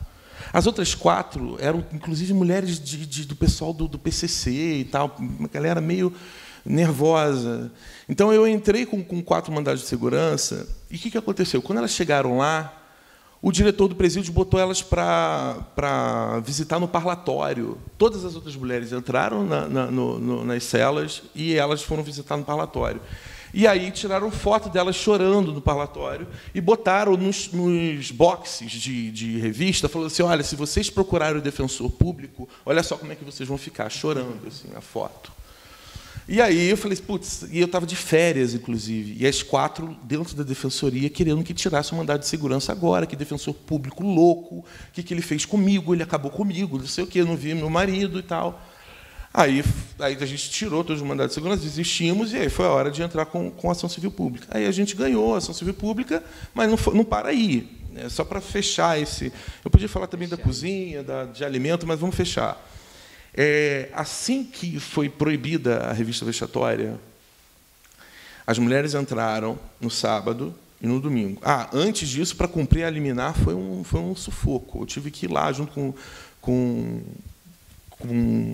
enfim, oficial de justiça lá. E aí o que aconteceu? Visitaram no sábado e no domingo. Na segunda, do domingo para a segunda, 5 horas da manhã, entrava o GIR lá. A partir do momento que a gente ganhou a ação civil pública, entrava o pessoal do GIR. O que é o GIR? É como se fosse o choque. Né? É a cavalaria da Secretaria de Administração Penitenciária.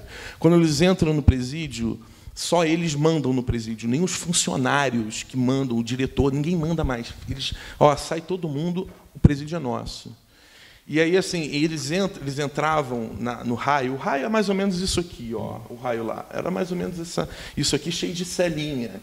Eles chegavam, antes de entrar, já tacavam uma bomba no meio do raio. Assim, quando eu fui ver depois, era um buraco no chão, assim, chamuscado, preto. Eles jogavam a bomba, vocês imaginam um cubículo assim, cheio de cela, o que acontecia quando essa bomba estourava? Era inverno, eles chegavam com a mangueira, molhava todas as celas, todas as roupas, os colchões, quer dizer, não dava para dormir, né? Tudo gelado, tudo molhado, tirava a roupa de todo mundo, botava todo mundo pelado no pátio, quem levantava a cabeça era borrachada. Isso porque as mulheres deles não eram revistadas mais. Não tinha mais revista vexatória, não eram mais estupradas, na verdade. Né? Porque isso é uma violência de gênero estatal mesmo. Né?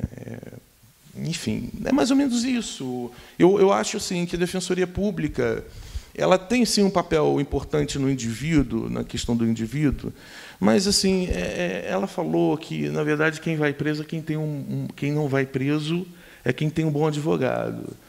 Na verdade, é a seletividade mesmo. Quem é selecionado é uma galera pobre que coincide com quem não tem dinheiro para pagar advogado.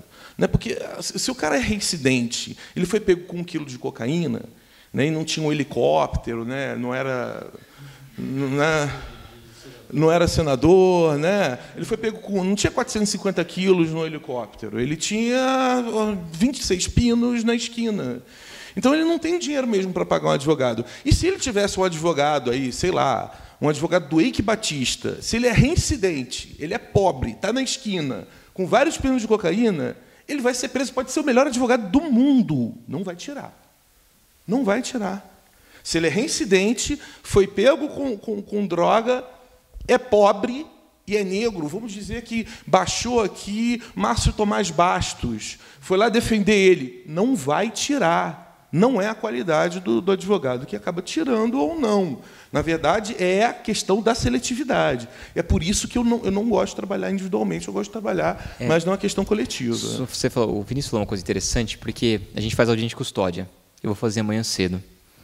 Aliás, sei lá, se alguém quiser ir comigo lá para ver isso de perto, né, a gente fala com o juiz e a gente tenta ver isso. Mas, veja, eu chego na carceragem antes para falar com todos os presos, certo?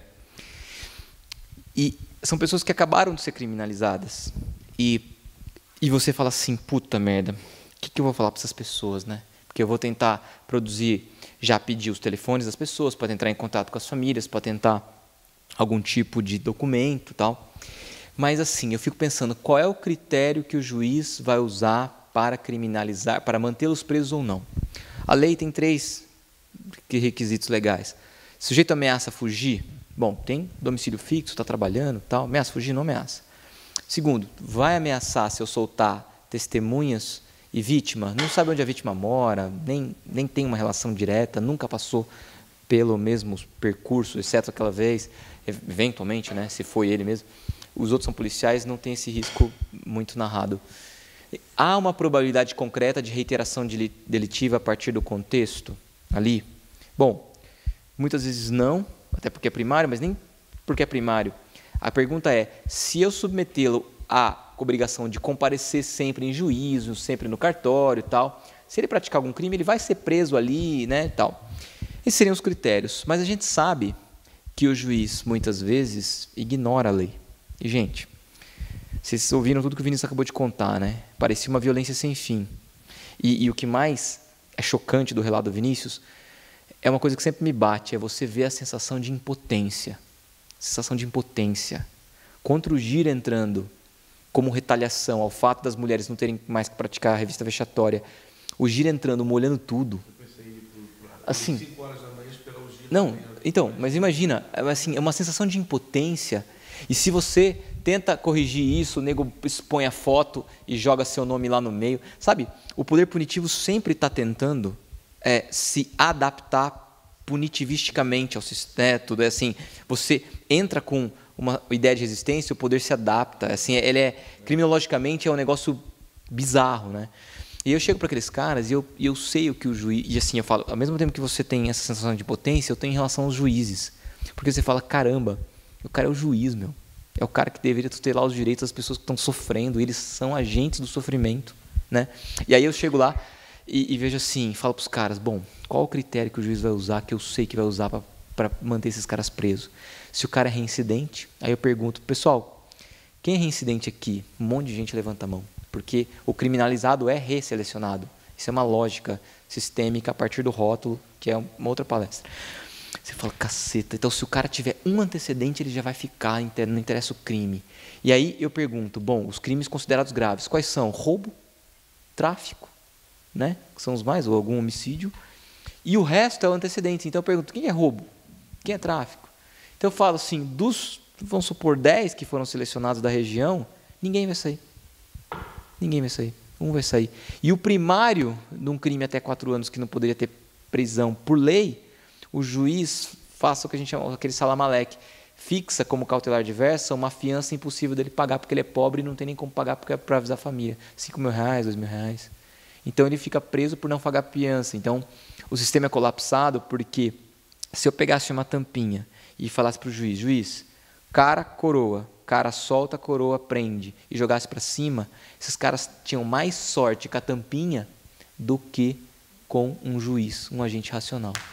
Então, o que eu digo o sistema é colapsado nesse sentido, mas várias coisas para falar. Eduardo? Posso falar? Claro, Kátia. Sim. Eu preciso ir embora às 10. Claro, fale. Sim. Pode ser no seu? Então, boa noite a todos, a todas. Obrigada, Bruno, pelo convite. E eu estou muito feliz de voltar aqui. Fui aluna da PUC, fui professora da PUC e agora venho aqui conversar com vocês. Fui aluna do Ciências Sociais, também fui professora do curso de Ciências Sociais. Então, como o Guilherme já adiantou, eu e ele somos pesquisadores do Centro de Tecnologia da Informação, Renato Archer. É um centro de tecnologia que também tem um núcleo de pesquisa em política pública, por isso que nós fomos contratados também pelo convênio entre o Ministério Público e a PUC de Campinas. Então, nós fomos contratados para elaborar uma metodologia de avaliação do sistema prisional. E, como é muito extenso, nós tivemos que colocar um foco. O que nós vamos pesquisar dentro desse sistema? E, a partir da literatura, nós percebemos que existia, dentro do sistema prisional, pessoas invisíveis, as mulheres. As mulheres dentro do sistema, elas são invisíveis, porque os presídios não foram pensados para as mulheres, as leis não foram pensadas para as mulheres. Então, pegando aqui o histórico do sistema prisional aí, com relação às mulheres, então, até a década de 40, não existia no Brasil presídio feminino. Então, as mulheres elas ficavam presas, geralmente, em presídios masculinos. E por que não se pensava na criminalidade relacionada à mulher? Então, a mulher era para ser dona de casa, né, sexo frágil. Então, a violência, quem praticava, eram os homens. Então, não se pensava muito no crime ligado à mulher. Então, tinha crimes ligados à questão de ordem doméstica, né, os crimes passionais, infanticídio. E, a partir da década de 40, se pensou nos presídios femininos, porque também tinham muitos crimes de ordem, que eram chamados de ordem moral. Né? Então, mãe solteira, muitas prostitutas, e até mesmo, em algumas pesquisas que a gente observou, as mulheres que eram contra casamento ou que eram contra algo que desviava, né, entre aspas, do comportamento que se esperava de uma mulher. Então, quem que administrava esses presídios? As ordens religiosas. Eram as freiras que administravam, porque era um lugar onde essas mulheres iam para que elas voltassem a se comportar como a sociedade queria que elas se comportassem. Né? Então, elas iam lá aprender serviços domésticos, né, bordado, crochê, cozinha, né, como se fosse um lugar onde elas estavam, né, se desviando e pudessem voltar para a sociedade.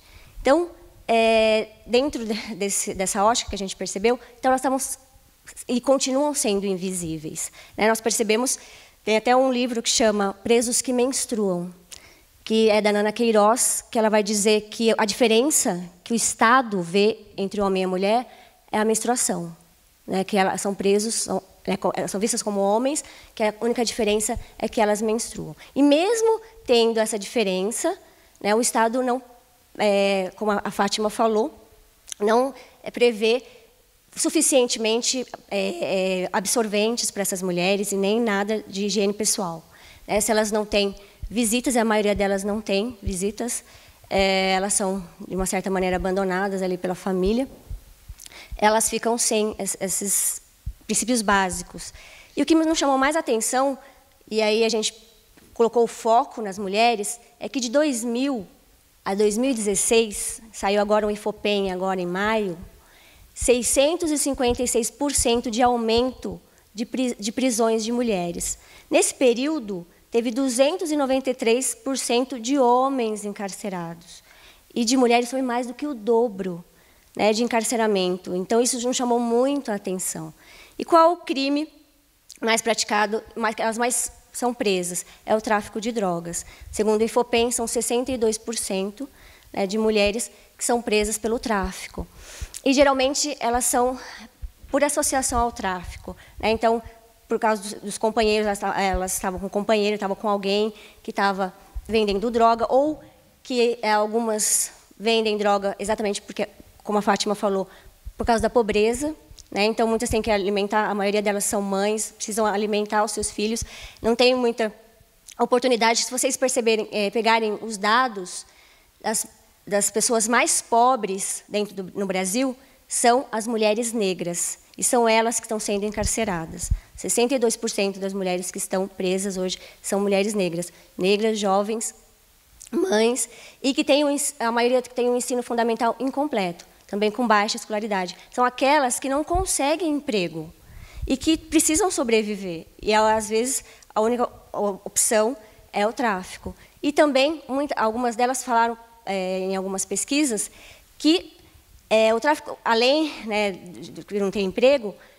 é uma oportunidade de elas poderem cuidar dos filhos, que elas não precisam sair de casa para trabalhar. Então, elas não podem, por exemplo, às vezes, no lugar que a gente foi, lá no Bassoli, não tem creche, né? E se elas deixarem o filho sozinha, aí o Conselho Tutelar também vai lá e vai pressioná-la, vai dizer, olha, você não pode deixar seu filho sozinha. Então, o que elas fazem? Elas precisam ficar em casa cuidando do filho, não tem creche, não pode sair para trabalhar. Aí o cara vem oferecendo para ela vender droga. Aí ela vai fazer o quê? Né? Não tem muitas opções.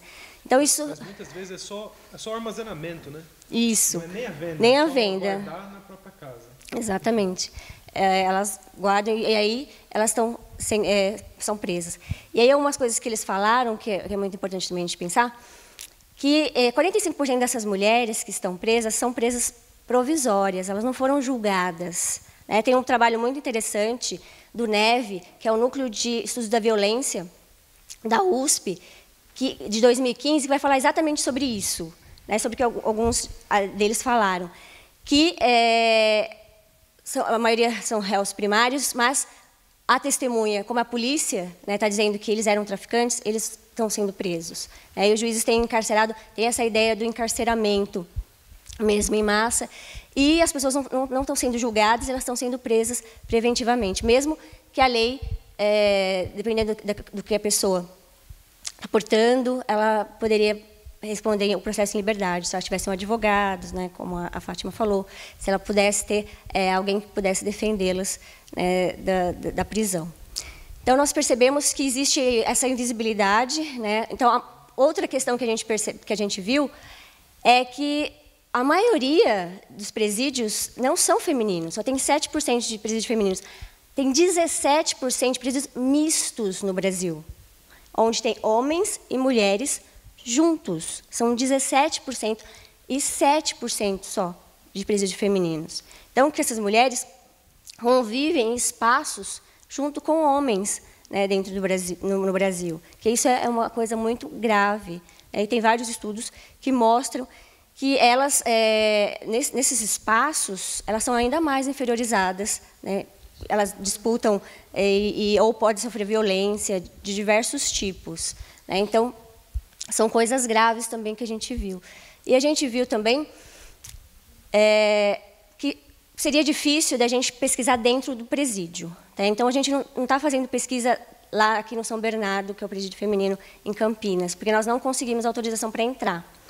Então, nós estamos trabalhando com egressas do sistema, porque nós achamos que seria mais fácil, mas não está sendo fácil, de localizá-las. Por que não está sendo fácil? Porque ninguém vai sair dizendo que é ex-presidiário. E depois que elas saem do sistema, fica difícil de saber onde elas estão. Então, o que a gente tem feito é ir nas periferias, nos bairros, e conversar com as organizações que trabalham lá, para que eles nos ajudem a encontrar essas pessoas, para que elas nos falem. Qual que é o objetivo maior aí da nossa pesquisa? É só entender o sistema prisional? Não. Nosso objetivo maior é que todo esse levantamento, tudo isso que a gente está fazendo, todos esses dados que a gente está compilando, possa subsidiar políticas públicas para essas mulheres, especificamente para as egressas do sistema prisional, porque não existe nenhuma política pública para essas mulheres quando elas saem, nem para os homens. mas para as mulheres menos ainda. Tá? Tem as regras de Bangkok, que são regras das Nações Unidas, especificamente para as mulheres, e que vai de encontro à abolição, ao desencarceramento, porque eles vão mostrar que é um custo muito alto para a sociedade ter mulheres presas, porque elas têm filhos. E esses filhos, eles vão ficar com outras pessoas, né, que vão cuidar dessas crianças. Às vezes, a pessoa nem quer cuidar dessa criança. E se ela não tem com quem deixar a criança, ela vai para um abrigo. E o juiz, ele pode determinar que a criança seja adotada, à revelia da mãe, à revelia do que ela queria ou não. Então, às vezes, a mãe sai da prisão, ela não sabe onde está o filho, né? E isso tem provocado muitas doenças, né, dentro dos presídios. E no dado do Infopem, que a gente achou assim muito impactante, é que eles perceberam que 20 vezes mais, tem mais chances a mulher, 20 vezes mais do que qualquer outra mulher fora do sistema, de suicídios. É 20 vezes maior a chance de suicídio dentro das prisões do que fora. Porque gera essa angústia, né? Então, elas ficam sem os filhos e, às vezes, fica sem a família. Porque, geralmente, quem vai cuidar dos filhos é a mãe ou a irmã, é alguém da família. E ela não pode levar essa criança para o presídio para visitar. Então, elas ficam sem visitas. Ou elas moram muito distante, elas vão presas muito distante do local onde elas moram. Então, também fica difícil delas receberem visitas. E sem visitas, elas também não têm aquilo que eles falam de jumbo, né, que são as coisas básicas, né, os essenciais para sobreviver dentro da prisão. Então, elas têm que se virar. Então, a situação das mulheres é ainda mais precária do que os homens, nesse sentido, porque vários relatos de que os homens recebem visitas, né, porque quem vai visitar os homens? As mulheres, as mães. E quando elas estão presas, eles não vão visitá-las. Eles as abandonam. A primeira coisa que eles fazem é abandonar. Então, a situação fica bem complicada. E ainda mais que o Estado e o próprio sistema não as enxergam como mulheres. E aí também não saem da prisão por causa disso. O Guilherme vai falar um pouquinho. Mas só para adiantar, porque, afinal, enfim, a gente está conversando mesmo. Daí, como ninguém vai visitar e ninguém vai procurar a defensoria para dizer, então, como é que está a situação da fulana? Então, elas ficam lá, dá o lápis e continua. Enfim. O Eduardo, algum comentário, cara? Você que é um espectador competente. Fiquei de ouvinte hoje aqui. Eu vou só fazer um comentário, até porque às vezes as pessoas falam o que um psiquiatra está fazendo no grupo, né?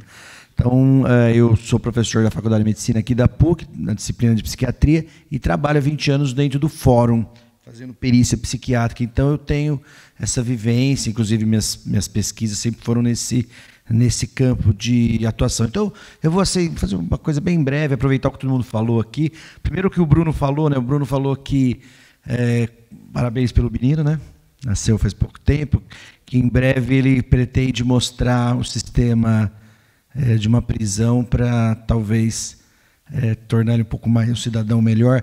Eu fiz isso com os meus filhos, levei eles no hospital psiquiátrico. Hoje eles têm mais de 20 anos, é muito interessante, eu tinha a mesma ideia. Eu pensei, quando eles chegaram a uma certa idade, adolescente, de tentar desmistificar um pouco, né, tirar um pouco o preconceito, e eu acho que eles são pessoas melhores, né? Eu faço parte desse grupo, e o que eu vejo aqui são pessoas diferentes, com ideias diferentes, com experiências diferentes, formação diferente, e todos buscando o quê? Solução. Solução para o sistema falido, né? Todo mundo falou aqui, você falou de enxugar gelo, você falou de reintegração de quem nunca foi reintegrado, né? Eu acho que o que todo mundo sente aqui, que acho que é comum para o grupo, é uma sensação de impotência. Um sistema falido, um sistema desleal, um sistema abandonado. Então a gente busca soluções, né? Mas parece que esse caminho aí é bem realmente difícil. Eu sofro com essa situação há muito tempo. Você falou que preso falou que às vezes é um pedacinho do inferno, né? Às vezes a gente ouve o contrário, né? O preso, estou lá fazendo perícia, ele fala, ô doutor, me tira de lá é o inferno. Né? Às vezes não é nem um pedacinho, né, Vinícius? E eu acho que é muito triste mesmo. E, bom, eu vejo que cada um está fazendo o que pode dentro do seu campo de atuação. Eu, procuro fazer meu trabalho direitinho. O que dentro desse grupo que eu estou fazendo é uma pesquisa. Eu acredito que pesquisa científica é uma ferramenta importante para medidas de governo, medidas públicas e tudo mais. Então, eu acabei conseguindo, né, estou fazendo uma pesquisa dentro da penitenciária feminina, mas é muito difícil fazer pesquisa no Brasil, ainda mais com essa população. Então, foram mais de 2 anos para ter autorização de 2 comitês de ética, o da PUC e o da SAP. Bom, e agora nós estamos começando. E é muito interessante assim, você ter essa vivência, entrar dentro do presídio feminino. Eu levo alunos, né, de iniciação científica e monitores, e a gente está começando lá. A ideia, eu falo da pesquisa, por quê? Para vocês saberem que isso existe. Então, né, ninguém não está fazendo nada, acho que cada um está fazendo dentro do seu campo. Se isso vai funcionar, a gente espera que sim, né? As coisas estão sempre em mudança. A ideia é avaliar lá qual é o impacto da doença mental lá dentro, qual é o impacto de visita, se tem visita ou não tem, dos antecedentes. A gente vai usar uma escala da OMS, então a gente vai poder comparar com outros tipos de populações que são isoladas da sociedade. Sei lá, às vezes a gente consegue ter elementos que acaba ajudando aí em medidas futuras, tá bom? Bom, eu também acho que é muito angustiante trabalhar com preso. O meu dia a dia eu acabo fazendo muito o que eu senti os colegas falando aqui. A gente acaba sendo, né, você usou burocrata, né, você usou outros termos. A gente parece que cada um faz o seu trabalho, né? Você falou de uma produção em massa. Eu vou lá, eu faço minhas perícias, também tenho minhas dúvidas da manipulação, se a minha perícia está adequada, se aquilo lá ajuda ou se atrapalha, se tem mentira, coisa que eu não concordo, mas às vezes eu sou obrigado a engolir. Então, realmente é um sistema muito triste, né? Mas eu acho que essa ideia do encontro aqui, como outros que a gente tem feito, permite que a gente vá amadurecendo. Né, como alguém comentou aqui, eu não lembro quem foi, que eu achei muito bonito, que parece que fazer isso tem um lado que é aliviar o nosso peso de culpa, né? Mas não é só isso, não. Acho que a gente, quando se empenha aqui, a gente também leva propostas. Eu já vi dentro desse grupo aqui, a própria psiquiatria, quando fez um trabalho, quando a gente concluiu um trabalho dentro de Campinas, um dos coordenadores do grupo, que é o procurador federal Áureo, na hora que terminou a apresentação, ele chamou os advogados e falou: vamos fazer uma ação civil pública contra a prefeitura. Então, a gente vê que é associar pesquisa, ideias, boa vontade e o poder público, e a gente consegue resultado. Esse era meu recado.